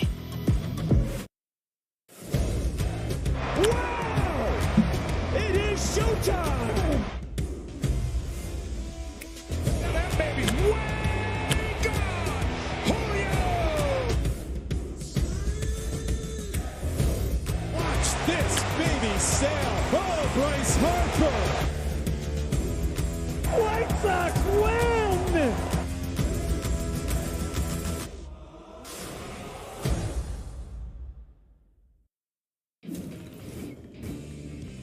The 0-1. And Alvarez belts it deep to right field. Instant goodbye! Unbelievable! The Astros a walk-off win! Yordan Alvarez, a walk-off three-run homer! And the Astros stun the Mariners in Game 1 of the Division Series! Incredible! The House of Horrors for the Seattle Mariners continues!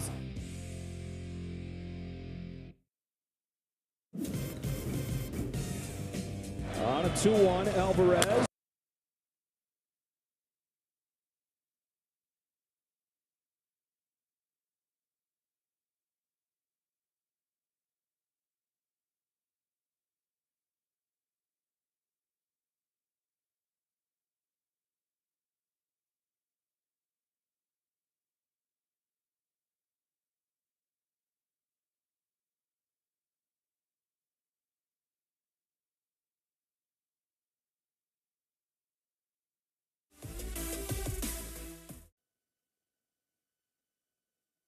Garrett, you saw your first action of spring last night. 3 scoreless, 4 strikeouts. Aaron Boone said afterwards, you were awesome. How do you evaluate it? Yeah, pretty much on how I feel today, which is as to be expected. So, like, right on track. I thought the execution of the game plan last night was pretty good, and I made some really crisp pitches. When you're early in spring training, what do you take away from the outings? Do you have one thing you're focusing on, or are you just getting out of it healthy and seeing how you recover the next day? Yeah, trying to gauge my conditioning level, if there's any adjustments you need to make, or different preparations as you continue to progress. And then, yeah, just how are you executing pitches? What was good, what wasn't good, and what's the next step? Speaking of conditioning, pitch clock this year, do you think that is going to be difficult to continue to pitch with a pitch clock deep into games, deep into the season? I mean, I think it may have an effect on some guys physically. I mean, I'm doing everything I can, and I trained in the off season to get a little bit ahead of that. My natural pace is within the pitch clock, though, anyway, so I don't really foresee any kind of issues like that. Is it odd, though, that these new rules are being instituted? How do you get used to them? I mean, I was starting bullpens on the clock in January, and every time I've been on the mound with hitters, we've been on the clock. And I was asking some questions last night just to get some clarity on exactly, the technical things of this and where's the leeway on that. And so I'm just adapting to it like everybody else, but again, it's already kind of in my normal routine. Are you a guy that foresees yourself using PitchCom on the belt at all? I can't say for sure either, because it's not approved for the season yet. So, I wouldn't want to waste time on something that isn't going to be approved yet. And then at the same time, I haven't called a really. I mean, I've called pitches with secret signs or whatever, but really not called a game or had the ability to do that from every pitch, and I'm not quite sure I really want that. So I'm kind of I'm indifferent on it. We'll see. It's a wait and see for that one. I'll get back to you if it's approved during the regular season. Has it been interesting this year, finally having a normal spring training again? Yeah, I mean, it's been really nice, and the weather's been great, and the atmosphere's been great, and just the normal excitement of spring training seems to be back, and it's something that I've been looking forward to for the last few years. You mentioned the atmosphere. Take me inside that clubhouse. What's the feeling in there, knowing you guys made some big moves this offseason? Yeah, I mean, sigh of relief and excitement with Aaron for sure, and Anthony. Those are 2 really big pieces of our puzzle last year, and with the addition of Rodon, he's a dynamic. He's electric. Anytime you can add extra pitching depth, it's always gonna be a good move for you if guys stay healthy. So, yeah, we like our chances, and that's part of what playing for the Yankees is. Why playing for the Yankees is so great is because you're going to get great players and get a shot to win the World Series every year. Anything stand out to you about Rodon so far? His strength and his fastball. He's really strong, and his fastball is really hard to hit.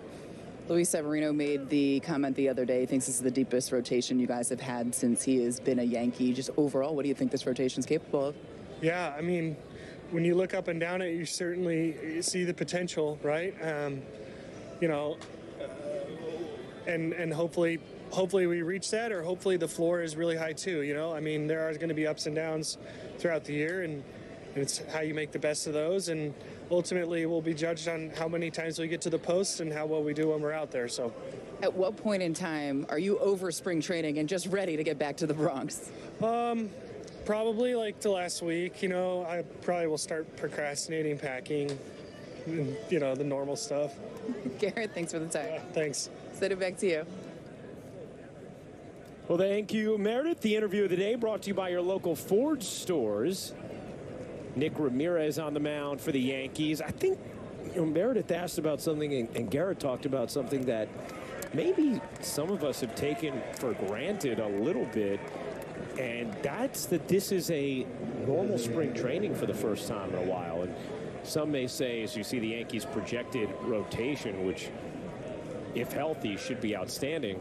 Well, some may say, well, no, last year you didn't have COVID protocols anymore and such, but last year you had a shortened spring, a delayed spring, because of the collective bargaining agreement negotiations. So this is the first time really since 2019 that teams have been able to get to spring and prepare for a season the way they normally do. And of course, that comes with the caveat of the World Baseball Classic interrupting that as well.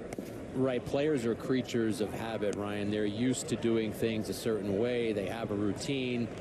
Spring training is usually 6.5 weeks. Players know how they want to ramp themselves up. Organizations know how they want to do that with players. But you're right. There's a good question by Meredith too, Cole, that this season feels as normal as it's felt in a while. And we put up that graphic of the Yankee rotation, and there is a lot of reasons to be excited when you see the arms that they are going to be able to put out there. Obviously, Montas was supposed to be at the back end of that rotation. His shoulder surgery is not going to allow that to happen. Brian Cashman has talked about that trade, and he actually told Joel Sherman of the Post, you put that trade under the bad category right now because it didn't work out. But it gives an opportunity to Herman. It gives an opportunity to Schmidt to be people who can come in and fill at that back end of the rotation.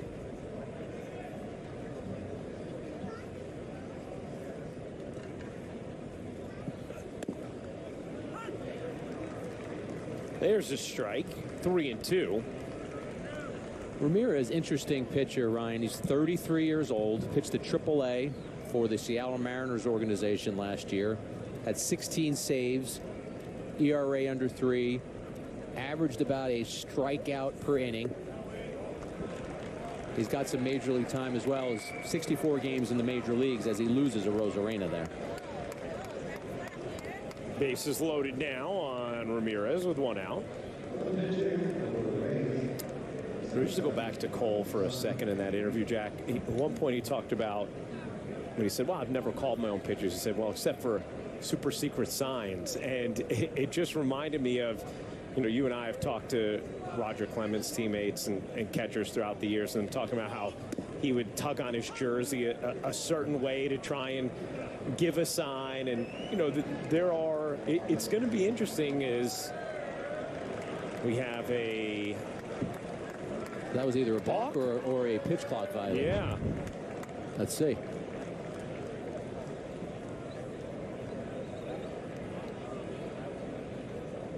I don't think he came to a set, right? So that would be a balk.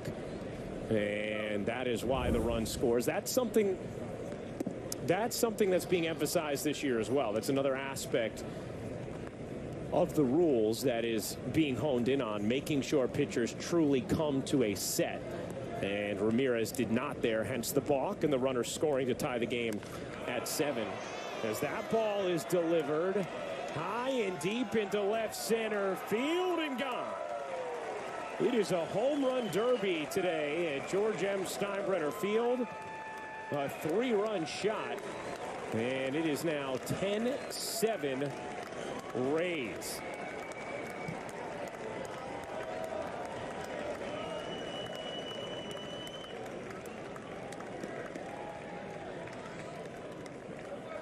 That was Brandon Lau's spot in the order, but Simon pinch hit for him, Ryan, and just takes Ramirez deep. Ramirez has had a couple of scoreless outings, but not here. The balk followed by that right there. And I know it's a spring training game, and you talk about concentration.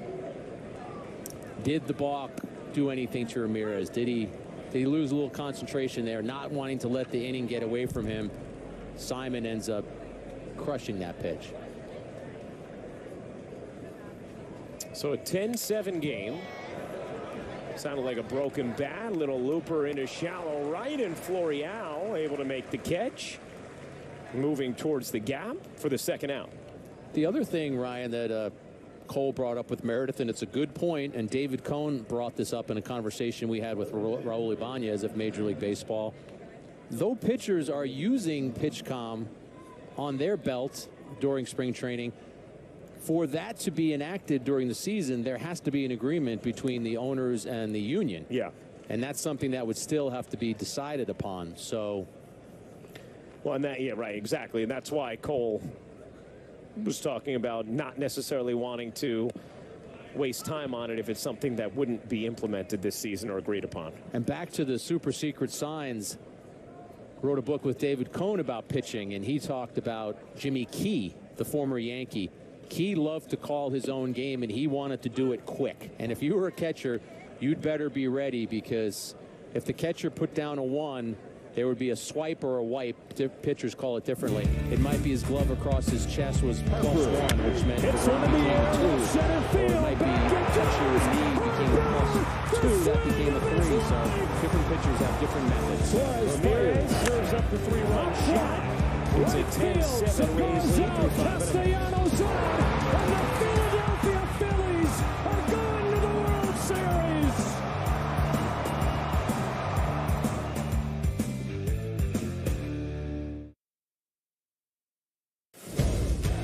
Wow! It is showtime! Now that baby's way gone! Julio! Watch this baby sail! Oh, Bryce Harper! White Sox win!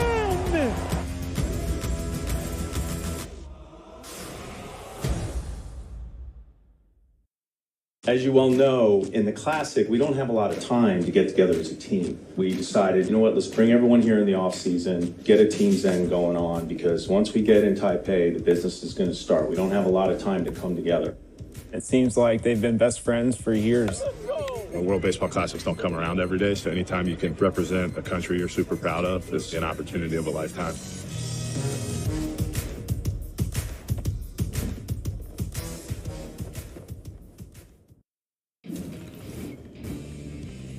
Astros down a run. Alvarez shoots one through the hole, a base hit.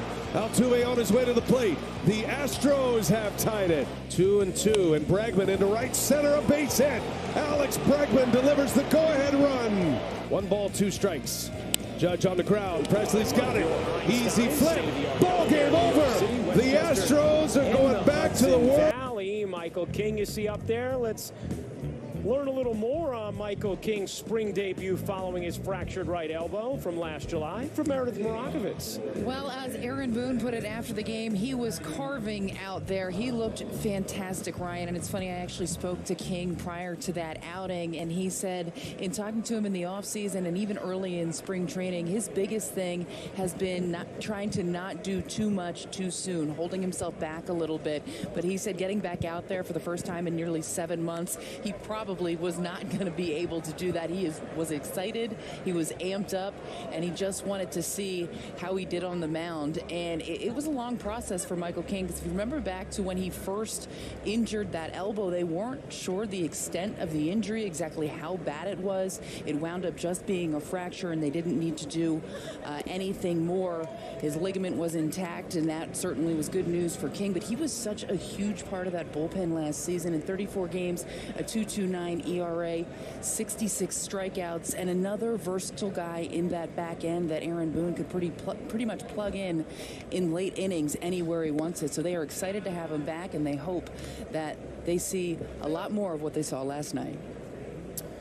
Yeah, Meredith, great stuff, and Michael King was just so invaluable to this team, and the bullpen never really felt complete or like a weapon in its totality again once he went down.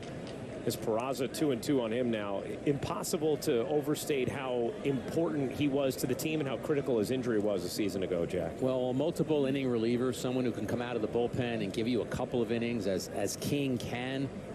That was a big setback for the Yankees when they lost him. But as Meredith just reported, very encouraging news from King. And Meredith, I know you interviewed him in the off season, and I think he still harbors the hope of one day being a starter, but I also think he understands that right now his role is in the bullpen.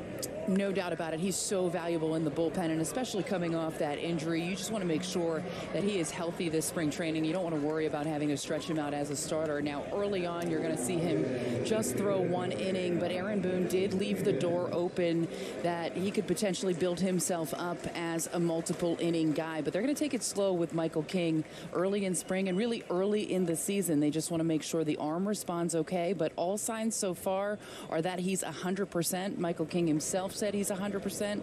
The velocity is there, and his stuff was certainly there last night. That is all good news, Meredith. No doubt about that. As Peraza pops out, and here is the Martian, Jason Dominguez. Had a big 2022 in the minors. And takes a strike. 0-2 on Dominguez. Prospect that has been the apple of the Yankee fan base's eye for a while, since signing at 16 years old. Loops that down the left field line. That is going to dunk in fair. A base hit for Dominguez. And he is on with a single here with one out. Dominguez with that bloop down the left field line. Might be a little lesson in there for him, Ryan. If you watch this off the bat, he doesn't get out of the box right away. He thinks that's a foul ball, so he probably cost himself a double, because where that ball lands, and by the time the Rays retrieved it with his speed, he should be standing on second. So that's something I'm sure the Yankees will talk to Dominguez about. But you mentioned it, signed $5.1 million in 2019, and the attention has just been intense. He already has a homer to his credit this spring. Here's one more look at it. A little slow getting out of the box, and then he makes the smart decision. Don't compound it by trying to get to the extra base once you've been slow moving out of the box. But this last few months of his minor league season last year, was running there, and on the base hit from Florial, he's going to go to third easily. So Dominguez showing the speed and the willingness to run there, and Florial's hard hit single makes it first and third. Yeah, when scouts talk about him, Ryan, that's what they talk about, the combination of power and speed. And there he's going. Great job by him and Florial. That ball almost snared there at shortstop, but it wasn't. So Yankees have a little something going here. Started by the Dominguez single, followed by a Florial single. That's one of the interesting aspects of, both Volpe and Dominguez. Not only the power profile and potential, but the incredible speed that comes with both of those players as well. Depending on whose prospect list you look at, Jason Dominguez in that top 50 for overall prospects in baseball. Yeah, the Yankees like the way he handles center field as well. It's a base hit into right center. Willie Calhoun with his second hit of the game. That will score Dominguez. Florial moves to third, and it's an RBI single for Willie Calhoun. 10-8 ball game.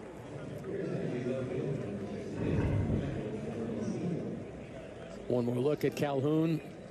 Hitting the ball right back through the middle. Dominguez scoring.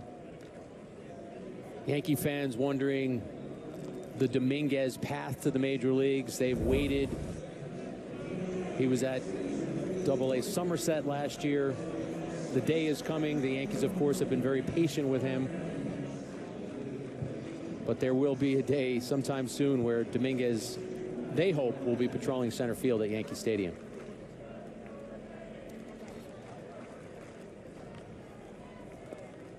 Still just 20 years old, turned 20 in February.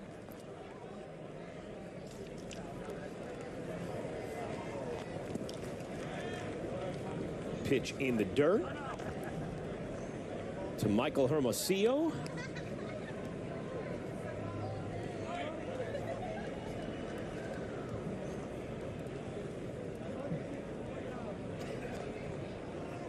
I mentioned how Dominguez finished up at Somerset. He actually was at 3 levels last year, Ryan. Tampa, Hudson Valley, and Somerset. Got a taste of AA. Had an .837 OPS, 16 homers. He hit 11 of those 16 homers after June. So obviously got his footing as the season wore on. And in talking to Kevin Reese, one of the personnel directors with the Yankees, about Dominguez, he's talked about his makeup. Everyone can see the skills that we've talked about, the power, the speed. But he's talked about how, for a young kid, and you just mentioned the age, just the leadership skills that he has shown and the ability to be a great teammate and put the hard work in and get himself closer and closer to that major league dream. Hermosillo slaps that foul. Well, Aaron Boone talked to Meredith about Dominguez and said, right now the game is just moving slowly for him. We didn't see that initially in his minor league career, and it slowed down for him. And just to put a bow on where he is on the prospect list, if you go to MLB Pipeline, he's 47. Baseball Prospectus, 63rd. Baseball America, 67. So, you know, top 70 consensus prospect across the board there. And right, and with the Yankees, he's right up there with Volpe and Peraza and one of their top 3 prospects. So the hype has been there. He has handled it well. He handles himself well. And Yankee fans should be excited about the future with Dominguez. Hermosillo takes inside. Count is full now.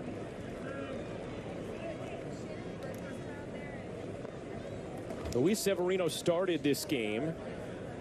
Threw 49 pitches, went 2 2/3, struck out 6, did allow a couple of home runs, but both Jack and I and Aaron Boone wondered if they were aided quite a bit by what are significant gusts at George M. Steinbrenner Field this afternoon. Yeah, you get excited about the 6 strikeouts if you're the Yankees and the velocity and what Boone said about the way the baseball is coming out of Severino's hand. When a pitcher leaves a game and says the ball felt good coming out of my hand, that's all he wants to be able to say. That's all the team wants to be able to hear. Hermosillo works the walk.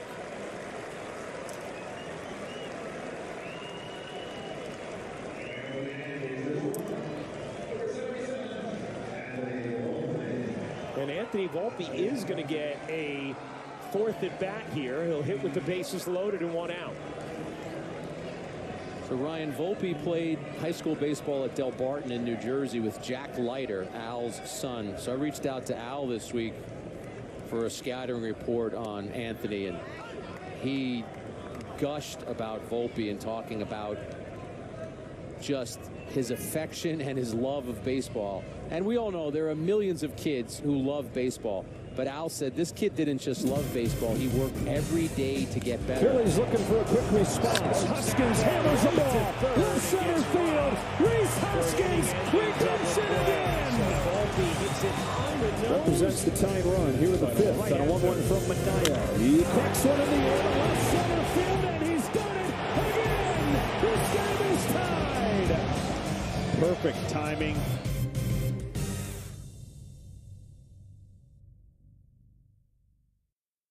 As you well know, in the Classic, we don't have a lot of time to get together as a team. We decided, you know what, let's bring everyone here in the offseason, get a team zen going on, because once we get in Taipei, the business is going to start. We don't have a lot of time to come together. It seems like they've been best friends for years. World Baseball Classics don't come around every day, so anytime you can represent a country you're super proud of, it's an opportunity of a lifetime.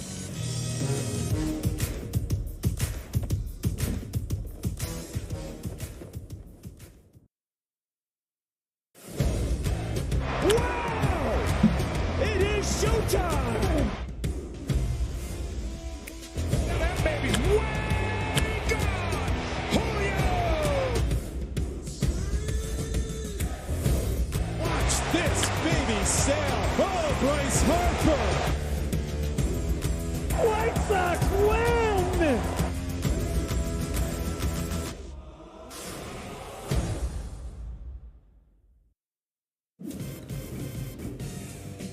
On a 2-1, Alvarez hits a high drive center field. Veerling's back.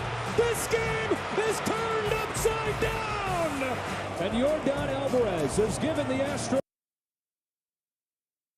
Welcome back to Yankees Spring Training, brought to you by your local Ford stores. Ryan Rucco, Jack Curry, Meredith Marakovitz with you. And if you're not with us, I hope it's because you're right there on that beach, taking in a book, some sunshine, and some waves. This game has moved to the top of the 7th inning. And the Yankees go back to the bullpen and bring in Johnny Brito. So the numbers from Johnny. Game started by Severino. We also saw Jonathan Loaizaga out of the pen, who had a couple of his signature sinkers for big strikeouts to end his inning of work. And Brito deals high 1-0. Ryan Brito listed at 6'2", 160. Throws a sinker. He'll get into the mid-90s with it. It's got an above-average changeup. The Yankees rave about Brito's changeup. Also throws a slider / cutter. He was added to the 40-man roster in November, so it tells you that the Yankees value him. And he is a strike thrower. I know it's 2-0 count right now, but trust me, he is a guy who goes out there and pounds the strike zone. Do a strike right there. 2-1. 25 years old from the Dominican Republic.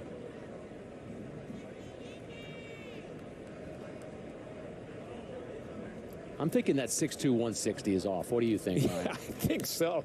I think that's when he was signed. I don't think they've updated the weight since then. That looks like also more like a 6'4", 6'2", as that ball is caught by Tyler Hardman in at third, ranging over to short.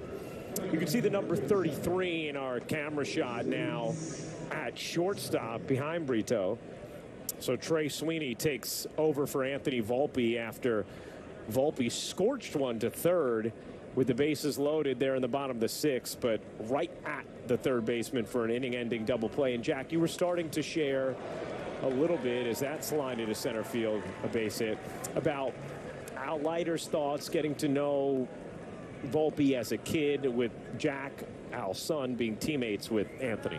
Right. We didn't think that Al said that little. You knew I had more in the notebook from Al. He talked about Anthony Volpe's desire to be great. That's the phrase that Al used. And he talked about his intelligence and his high level of caring. And I thought that was very interesting coming from a former major league player.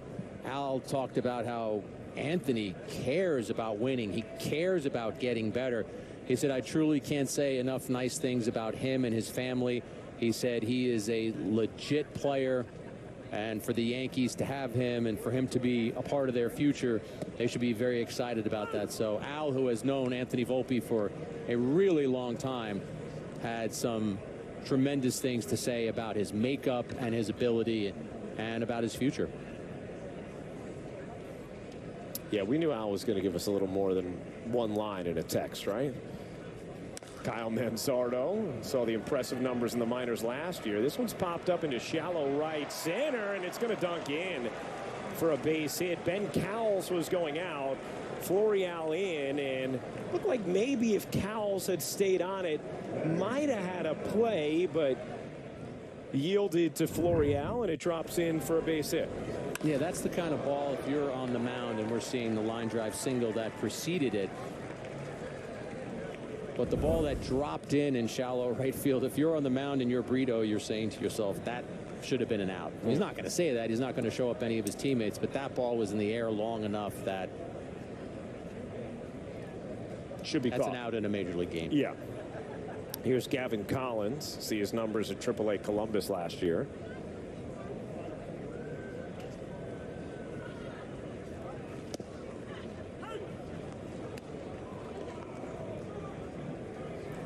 Jack, since we were talking about Volpe, and obviously we dove into him quite a bit today, and you know, the other young stud prospect candidate for shortstop we saw today, Oswald Peraza, 0 for 3 in his 3 at-bats. How do you kind of look at the shortstop battle for the Yankees, knowing that the incumbent, of course, is Isaiah Kiner-Falefa?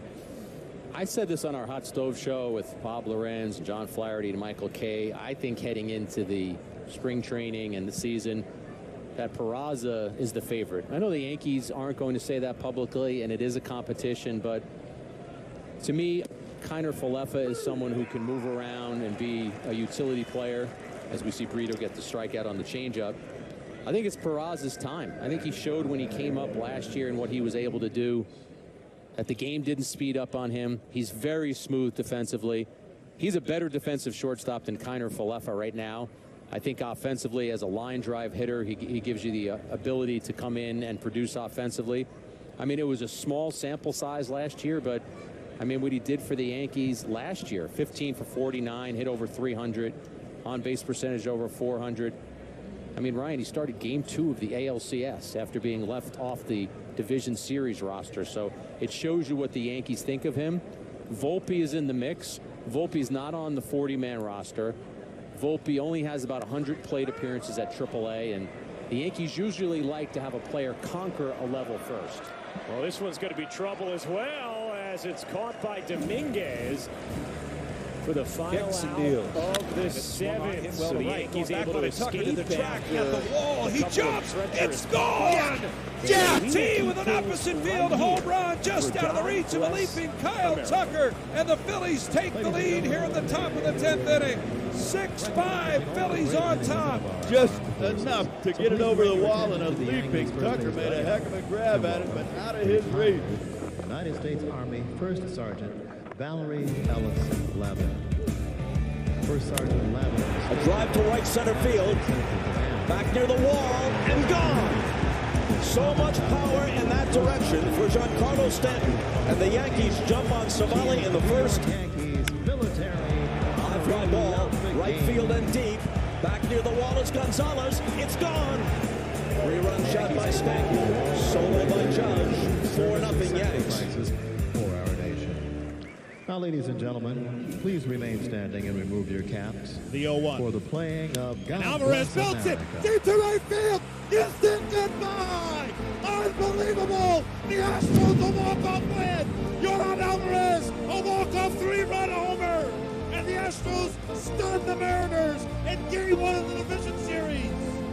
Incredible. The House of Horrors for the Seattle Mariners continues.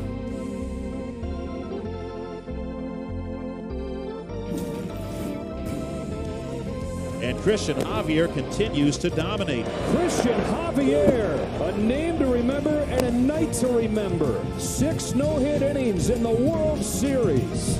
Real Muto. Bouncing ball to third, picked by Bregman. Throw across in time. The Astros have a World Series no-hitter. The second one in World Series history.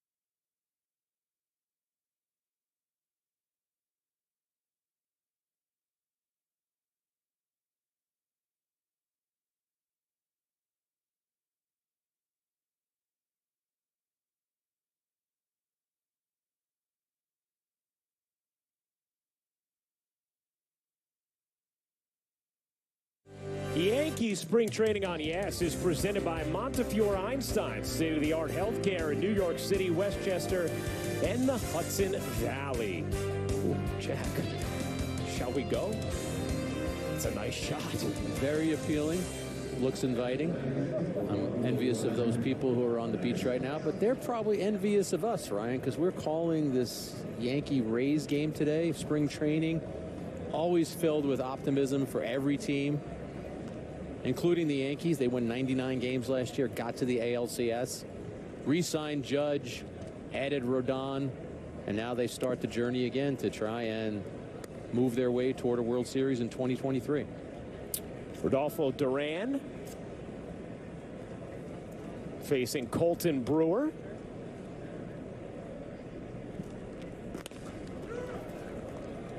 And grounds it to first.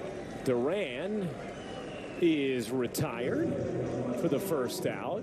Jack, you mentioned Aaron Judge, and we don't see him in this game, but we'll have the Yankees back on our air Monday. Maybe could that be a game where we see Judge in left field? Sounds like it's going to happen at some point next week that we'll get to see the Yankee captain with some reps out there.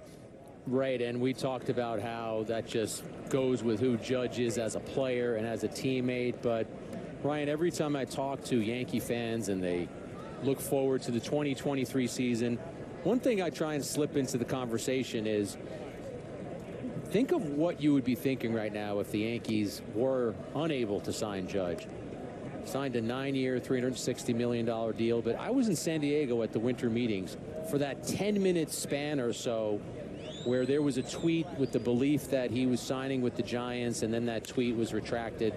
John Heyman, great reporter for the New York Post, was the architect of those two tweets. But, Ryan, there was just this feeling in San Diego, including amongst Yankee officials, wow, that's what life would be without Aaron Judge. That's how I would feel in that moment. And I think about that moment as I look forward to the 2023 season and we get a chance to see Judge at the plate. Just having him back, there's just such a feeling of security. He's your reigning MVP. He's your captain now. What does he do for an encore? We will see.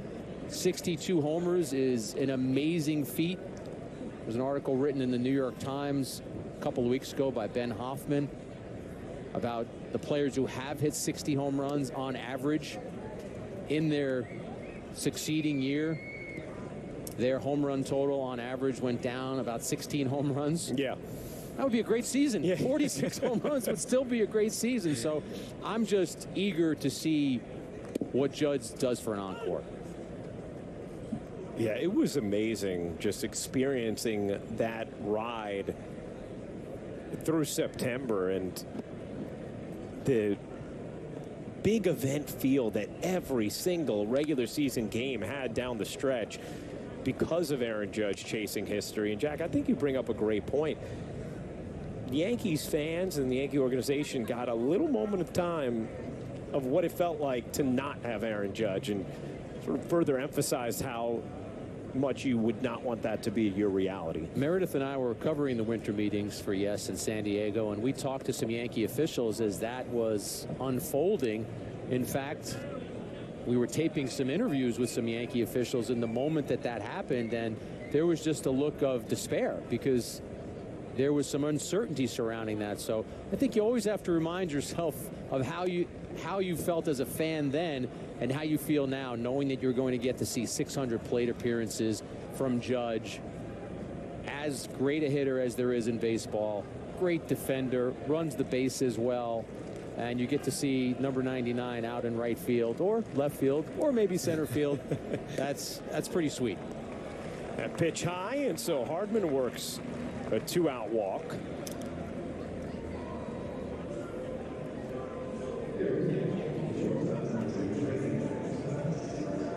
You can't help but wonder what time it would be if we didn't have the pitch clock. This is a 10-8 game. We've had multiple mid-inning pitching changes.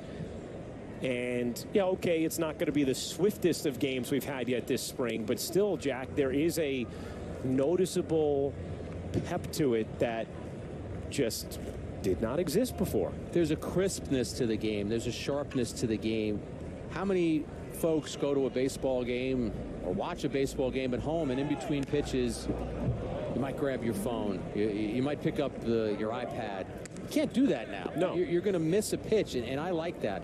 They've eliminated the dead time. And I've seen Theo Epstein, who was part of these changes through MLB. I've seen a lot of quotes from him, and he's talked about these changes that are being enacted this year, the pitch clock, the outlawing of extreme shifts, the bigger bases. He said biggest changes in baseball history, because these changes, and the pickoff throws, of course, are limited now to first base. Something is changed on every pitch. On every pitch, a new rule has been enacted, and I agree with what Theo said. I think these changes are historic, and I think they're for the better of the game. I also think, Jack, it's just encouraging to see how honestly baseball is evaluating itself as an entertainment property, and how you can balance maintaining the core of your competitive integrity and what you love about the game, while also driving it forward and into the future. As that one skips away and did not hit Sweeney, but runner will advance. But just the fact that baseball is willing to take that look and make those changes allows you to know, okay, that's going to be a constant evolution. They're always going to be able to take that look, finally moving towards the necessary changes to continue to progress the sport. They're nudging the sport closer to action. We want action. We want to see the ball put in play. We want to see guys run the bases. Are strikeouts exciting? Of course they are. Are home runs exciting? Yes, of course they are. As we see Sweeney work out the walk there. But pushing the envelope, seeing more action, I think we all as baseball fans love that.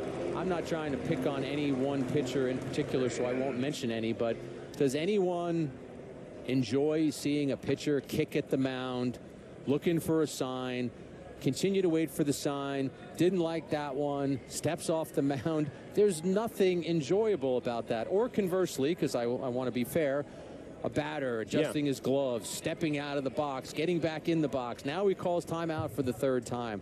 There's nothing enjoyable about that. Here's Jason Dominguez with first and second, 2 out. Dominguez had a bloop single his first time up, and he takes a breaking ball strike. 0-1.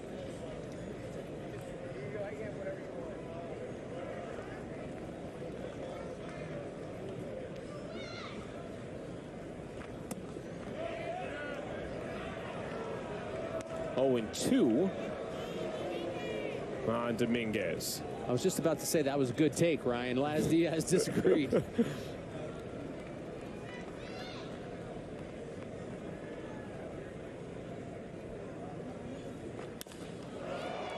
That ball is lifted in the air to left field. Over to make the catch, and the inning is the left fielder. It is showtime! 10-8 after 7.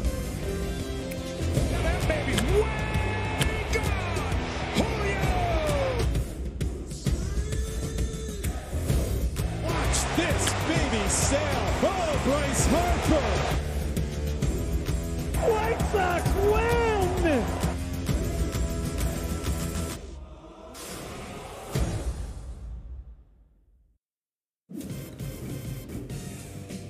On a 2-1, Alvarez hits a high drive center field. Bierling's back. This game is turned upside down. And Yordan Alvarez has given the Astros a 3-1 lead. There goes the runner. Fly ball down the right field line. Tucker comes on. The Houston Astros, world champions.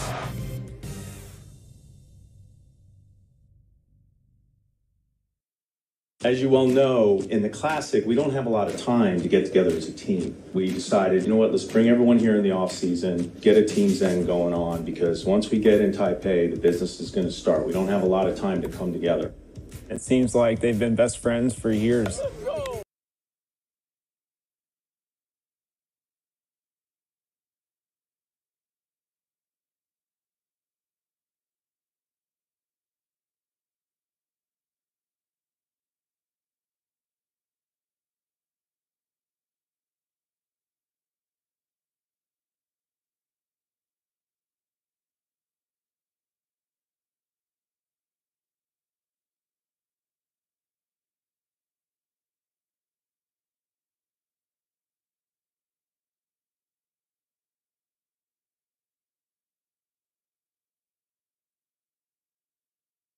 Play across the diamond for the first out. Jack, we just saw Jason Dominguez finally bat there in the 7th. Hit a fly out to left field. I saw him with a bloop single before that. Another prospect too. Yankees fans watching this game, obviously, when you're watching deep into a spring training game, those are the kind of guys who you're watching for, right? To get another look at some of your top prospects.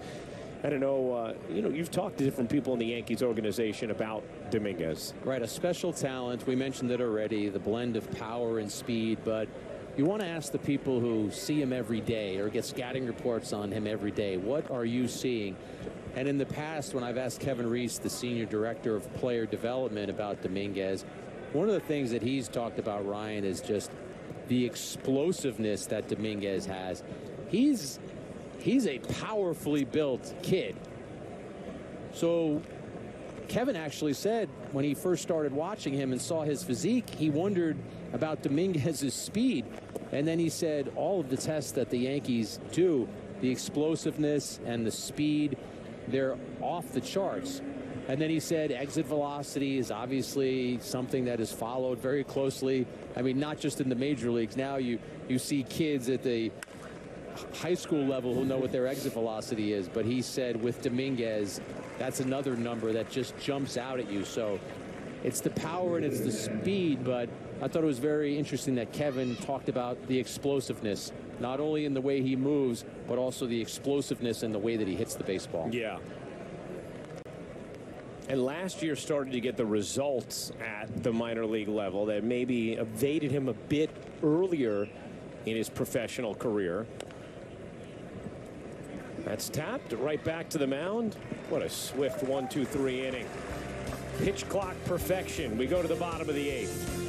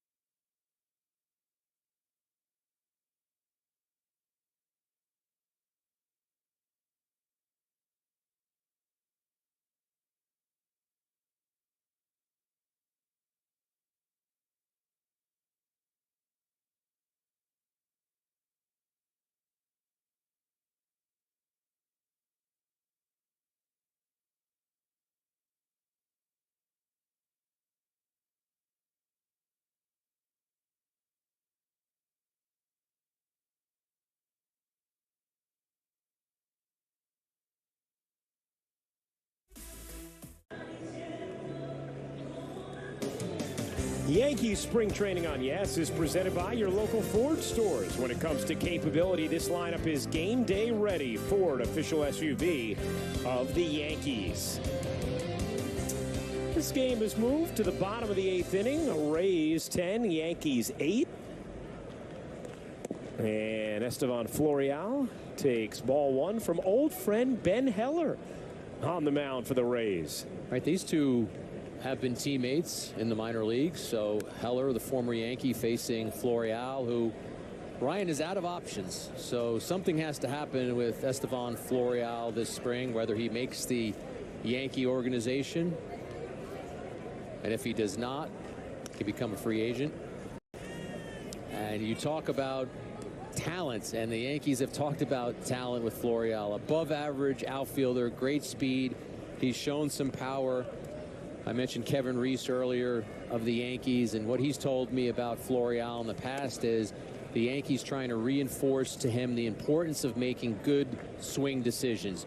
You're a big guy with a lot of power. You're going to strike out at times. But there are also going to be times where you can lay off a 1-1 pitch, and suddenly that count is 2-1 instead of 1-2. And actually, that's an example of that right there. He laid off a nice pitch that just brushed off the outside corner. And Kevin's point and the organization's point to Florial was you put yourself in a better hitting spot and give yourself a better chance of doing damage. Grounds out to second here for the first out of the bottom of the 8th.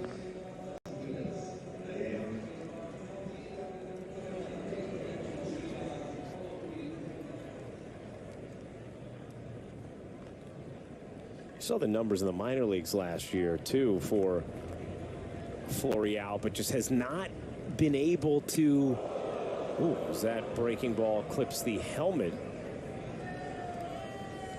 Yeah, Bastidas has the helmet in his hand now. Did it hit the bat and the helmet as well, Ryan, or just the helmet? Let's see. I think just the helmet. Yeah, just the helmet. Off the helmet. You're right, Florial's numbers, you look at his AAA numbers and what he's been able to do, you would hope that could translate from his perspective to the major league level. But with scattered playing time, he's always been an inconsistent player when he's been given the chance at the major league level. And it is about contact. It is about figuring out breaking pitches. I mean, what young player hasn't had trouble with trying to figure out spin? And there's Bastidas running to first base, so he's going to be okay. And that's been one of Florial's problems, swing and miss. Here's Michael Hermosillo. 31 games with the Cubs a season ago. Yankees with a runner on first, one out, bottom of the 8th. Mentioned Ben Heller, old friend. Spent a little time with the Yankees in 2016, 2017, 2019, 2020. As Bastidas will take second base. I have a feeling Heller was called for a balk. Yep, didn't come to a true set. So you could see that is going to, it's a point of emphasis, and it is absolutely going to be emphasized. We've seen 2 balks of that nature in this game thus far.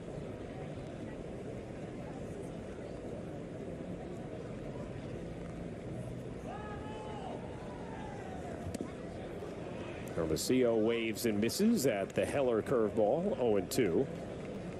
Heller had his best run with the Yankees in 9 games in 2017 when he allowed just 1 run over 11 innings in those 9 appearances.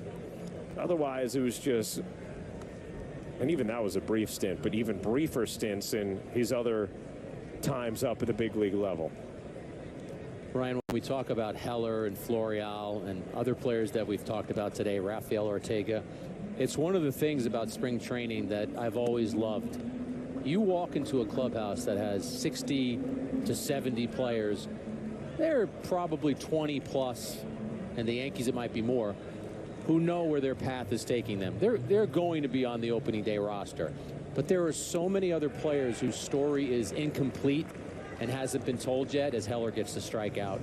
And as a reporter, to be able to mine those stories, to be able to go from locker to locker and ask an Ortega, ask a Calhoun, you're a non-roster invitee. Why were the Yankees the spot for you? Where do you see a fit for yourself? And there's something really cool about being able to tell those stories. And then every spring training, you'll end up with one of those stories that ends up coming to fruition. I remember writing about Brett Gardner when he was a Double-A outfielder, and he talked about how I'm going to be the center fielder for the Yankees one day. I had other members of the media come up to me after the story was printed and said, who is this kid? They didn't know who Brett Gardner was, and look at the career that Gardner ended up having with the Yankees. And I didn't. The Gardner story was a great story. He walked on in college. Yep. After his dad wrote a letter to the coach because in his first attempt to make the team at Charleston, the coach didn't want him. So his dad subsequently wrote a letter, not an email or a text, Ryan, a letter. And Gardner ends up having a great career at Charleston. Obviously had a strong career with the Yankees. So stories like that are everywhere. And oftentimes they're birthed at this time of year on these fields. That'll do it for the 8th. 9th inning coming up. Rays leading 10-8.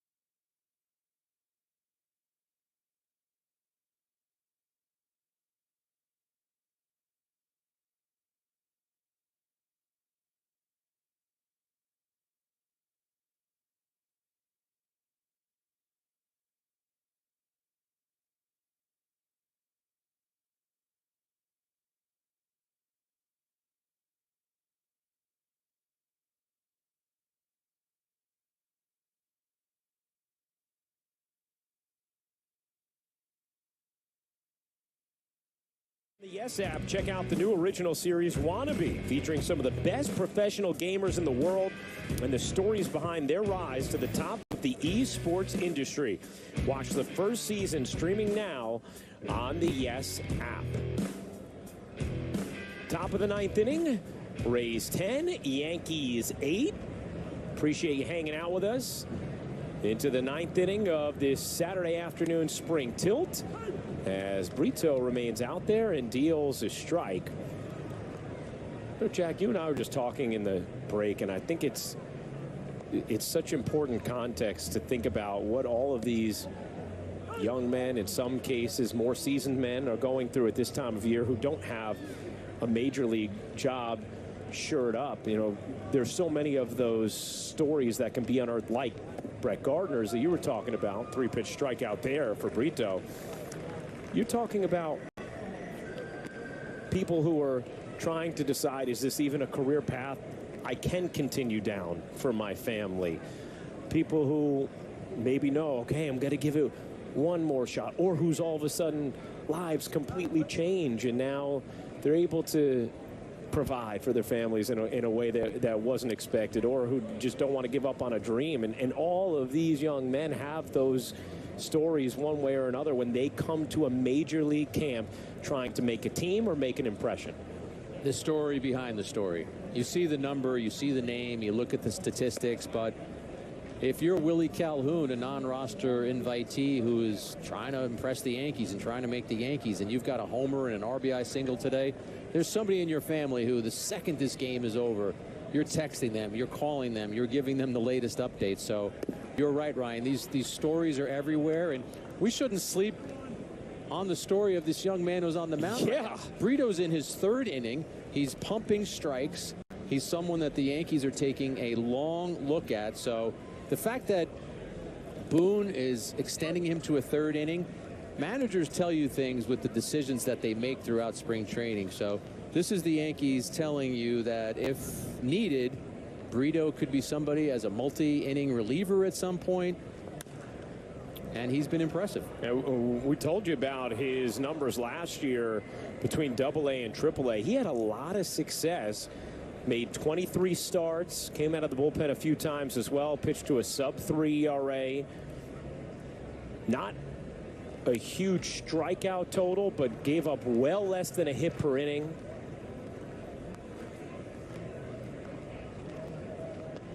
Yeah, we mentioned earlier, added to the 40-man roster in November. Of course, that was the Yankees' way of protecting him so he would not be exposed in the Rule 5 draft. That ball is placed out in left center field. Dominguez after it. And it'll be a double for Shenton with 1 out in the 9th. This copyrighted telecast is presented by authority of the New York Yankees and may not be reproduced or retransmitted in any form, and the accounts and descriptions of this game may not be disseminated without the express written consent of the New York Yankees. You know, some people, they spend the offseason, Jack, dreaming about green grass and puffy white clouds on a blue sky, baseball, the sounds. I dream about the disclaimer. I get so excited to be back reading it. And you're excellent at it. No one does disclaimer the way Ruocco does. I mean, if there's one trait that I will say, you know what, you're right about, Jack, it's going to be my disclaimer ability.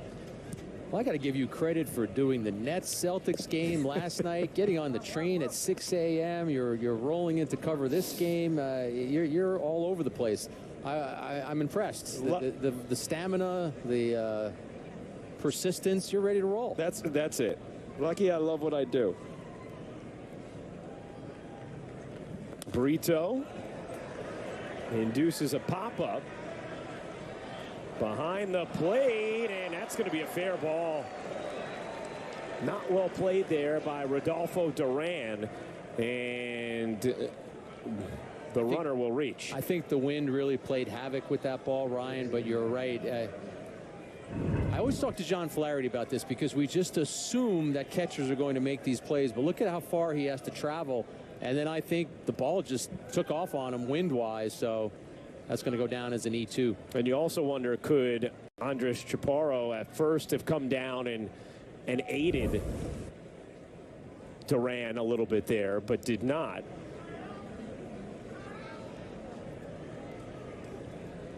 So instead of 2 outs and 1 runner on, you have first and second, 1 out. Brito had 32 pitches. The breaking ball drops in there with a slider. 0-1. Yeah, Brito actually has a 5-pitch mix. The changeup is a plus pitch. And there was the changeup, and a good one. Uses a couple of fastballs. The 2-seamer, the 4-seamer, also has a cutter. Of course, the cutter is something that he's going to use against lefties, so we can keep an eye out for that potentially here with the count 0-2.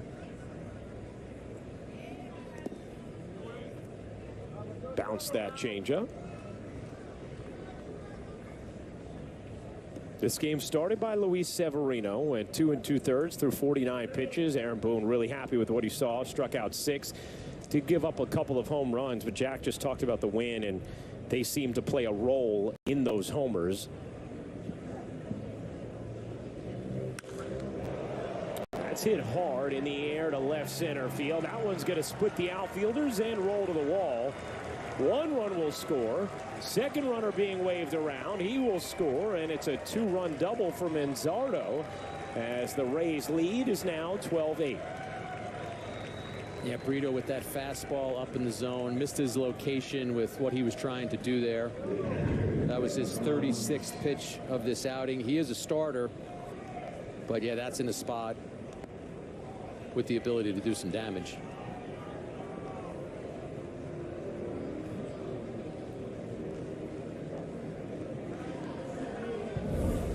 How about the Martian's glove color, Ryan? Have you checked that out?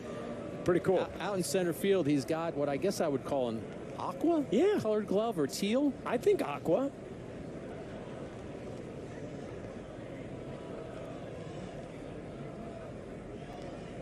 Harrison Bader's glove has a similar hue to the Martian's glove as well.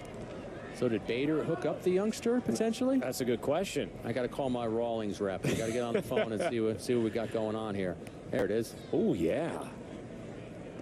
Something about that just feels fun. I don't think it's a. Is it a Rawlings? Mizuno, I think. All right, there you go. Yeah, that's a nice looking glove.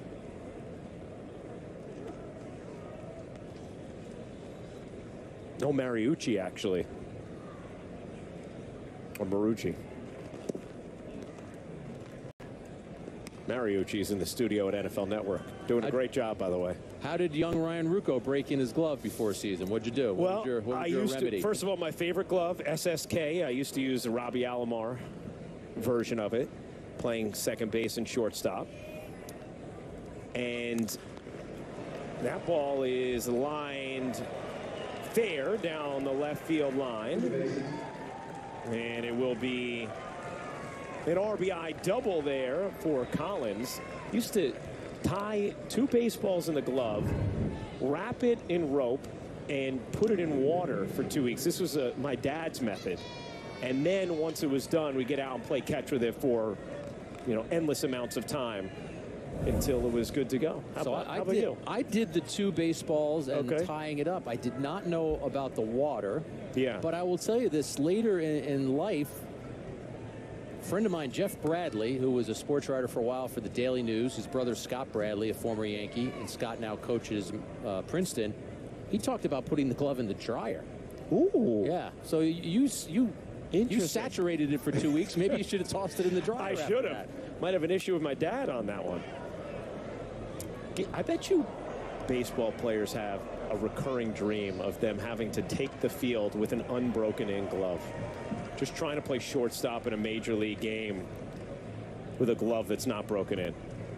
Paul O'Neill, not a glove, but Paul O'Neill has a recurring dream, and he's talked about this on Yes, and I actually wrote about this in our book.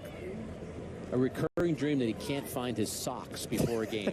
And he hears Bob Shepard announcing his name, no butting, and he's screaming, somebody tell Mr. Shepard to stop announcing my name, and he can't find his socks.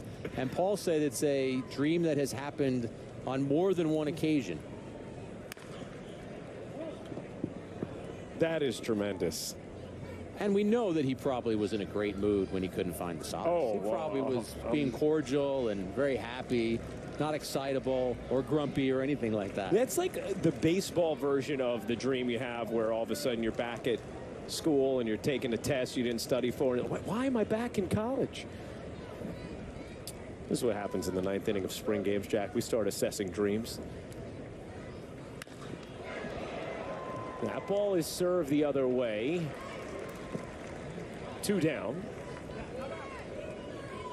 So, Ryan, I'm a broadcast journalist now, but you know I was a print journalist before. More than 20 years at the New York Times, which is a lot of deadlines.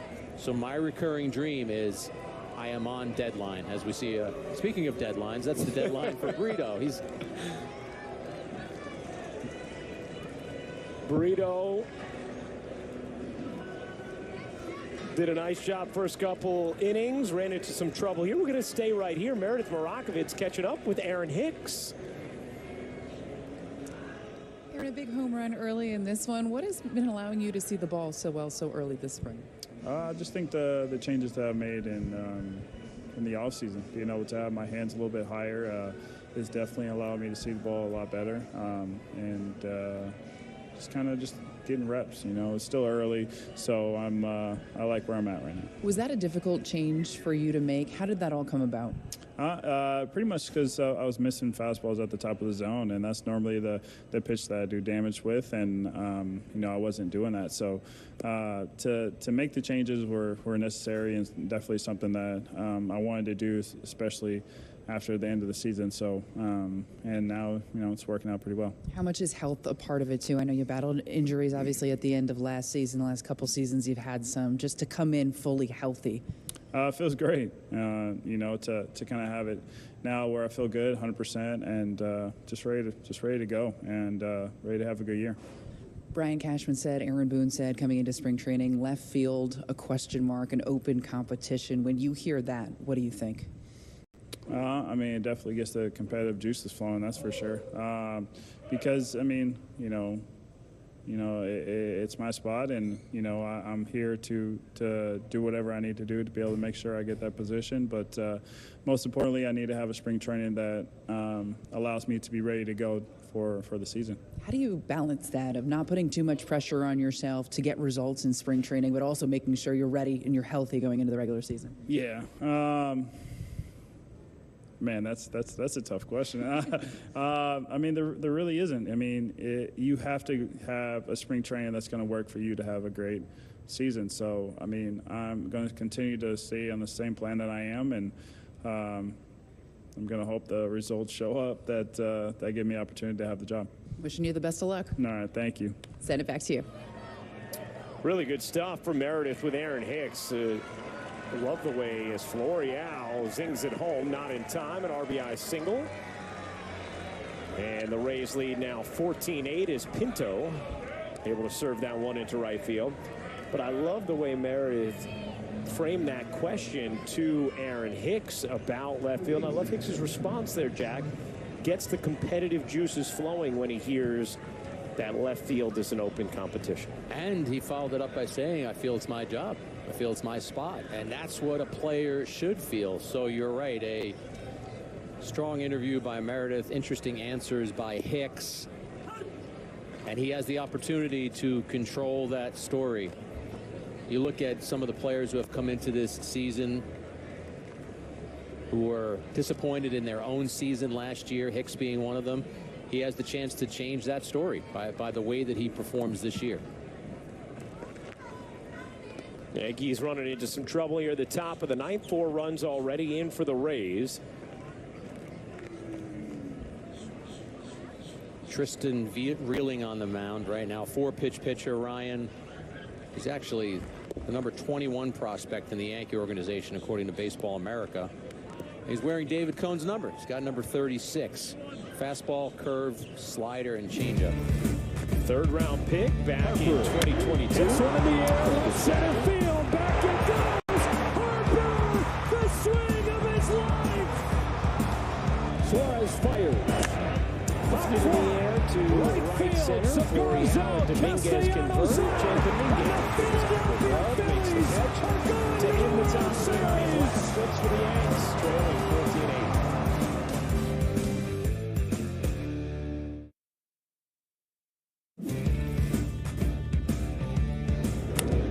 A drive to right center field. Back near the wall and gone. So much power in that direction for Giancarlo Stanton. And the Yankees jump on Savali in the first. High fly.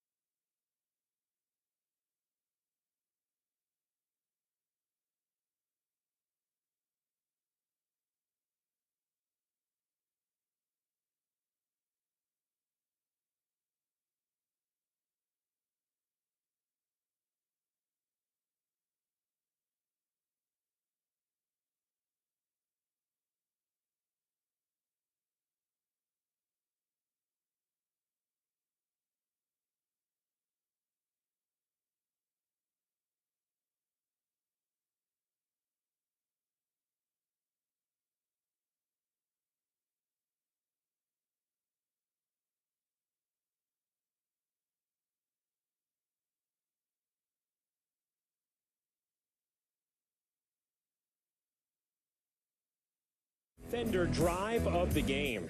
Yankees were not on the board until this. It's Aaron Hicks taking that pitch from McKendry up and out deep into right field. He just told Meredith Marakovitz that he feels as if the left field job is his. Well, Aaron Hicks has the chance to make that happen. He needs more of that kind of a swing this spring. Yeah, those swings will help. That's our Defender drive of the game. 14-8, Rays lead the Yankees. Kids still hanging out, bottom of the 9th inning. We appreciate that you are as well. Ryan Rucco, Jack Curry, Meredith Marakovitz with you. We'll be back Monday night as well as Rodolfo Duran, whose error helped open up that inning for the Rays in the top of the 9th on probably a more difficult play to make than normal behind the plate on a pop-up with the win today. Could not make it. 1-1 on Duran. Jack, this is going to be a point of conversation throughout spring, and maybe at some point it'll end up becoming monotonous, but it's not there yet as that play is made on the bare hand for the first out of the ninth. And it's the pace of the game, the time of the game. I mean, we are looking at a sub 3-hour game that's 14-8 in spring. I don't think it's a stretch to say, without these rules, this would not be a sub 3-hour game. No, we're looking at conservatively 3:45, maybe a 4-hour game. And I go back to the whole idea of pace and tempo. Before Buck Showalter became the Mets manager, he worked with us in the studio at Yes, and he talked about the pace and the tempo and the rhythm. It's not that anyone is saying, I hate a 3-hour and 20-minute game, but you don't like a 3-hour and 20-minute game that's sluggish or lethargic or listless. You want action. And that's what we've gotten today in this game. As you said, 22 runs have scored, a litany of pitching changes. And unless the Yankees have a rally here, this will also end up being under 3 hours. Right. Multiple mid-inning pitching changes as well. The 2-0. You saw the numbers for Chaparro. Very strong minor league numbers last year. And he's got a grand slam to his credit already this spring. Chase is there on 2-1. He looks like he's got power. Stocky, thick legs. 23 years old. Check swing there, and that ball is fair. And Chaparro is retired. Yeah, Birdie busted him inside. So much so that Chaparro didn't even realize that the ball was fair.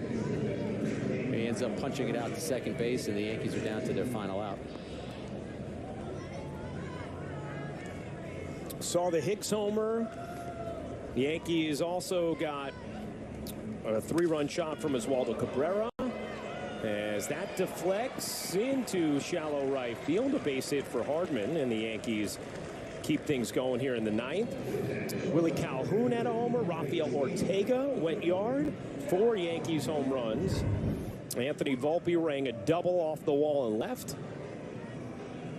Some of the offensive highlights of this afternoon for the Yankees.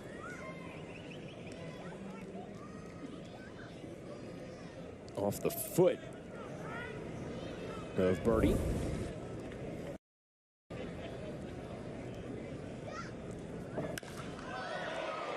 Puts a charge into that, into center field and deep. That ball is gone. So some late life from the Yankee bats as Trey Sweeney goes yard, a 2-run shot. And it's a 14-10 game. Ryan, the Yankees worked with Sweeney organizationally about trying to get the ball in the air more. Big, lanky kid with some power, and he did exactly that right there. Played at Somerset last year, and you and I were talking earlier about the importance of versatility. And Sweeney, though he is a shortstop, is the kind of player you could see playing around the diamond, playing different positions at the major league level. And Jason Dominguez grounds a base hit into right center field. You see from the side, Sweeney gets that foot down. He has a fastball up in the zone. It's just a nice, fluid, smooth swing right there, Ryan. Just barreling that ball up and taking it out to the deepest part of the ballpark. Nice looking stroke.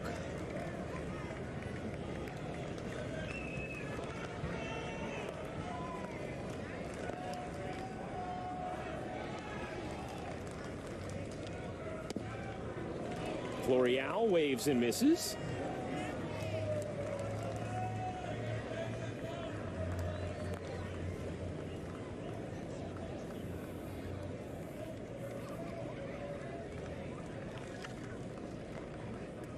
The 0-1 is scooped up there.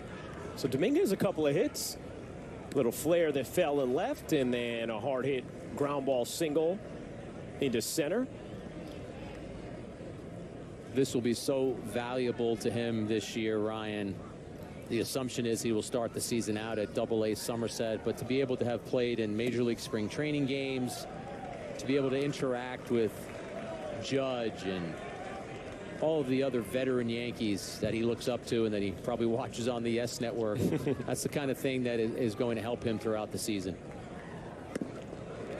Florial late on that 95-mile-an-hour four-seamer, and it's 2-2.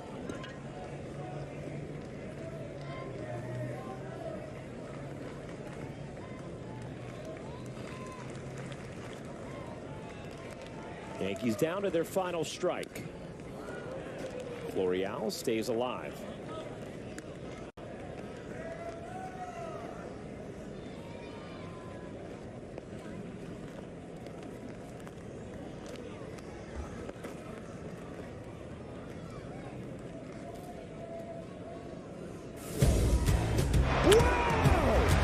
It is showtime! Swing and a miss, and that will do it. The Rays win 14-10. We'll step aside, come back, and wrap things up. Watch this baby sail. Oh, Bryce Harper. Field is in the books. White Sox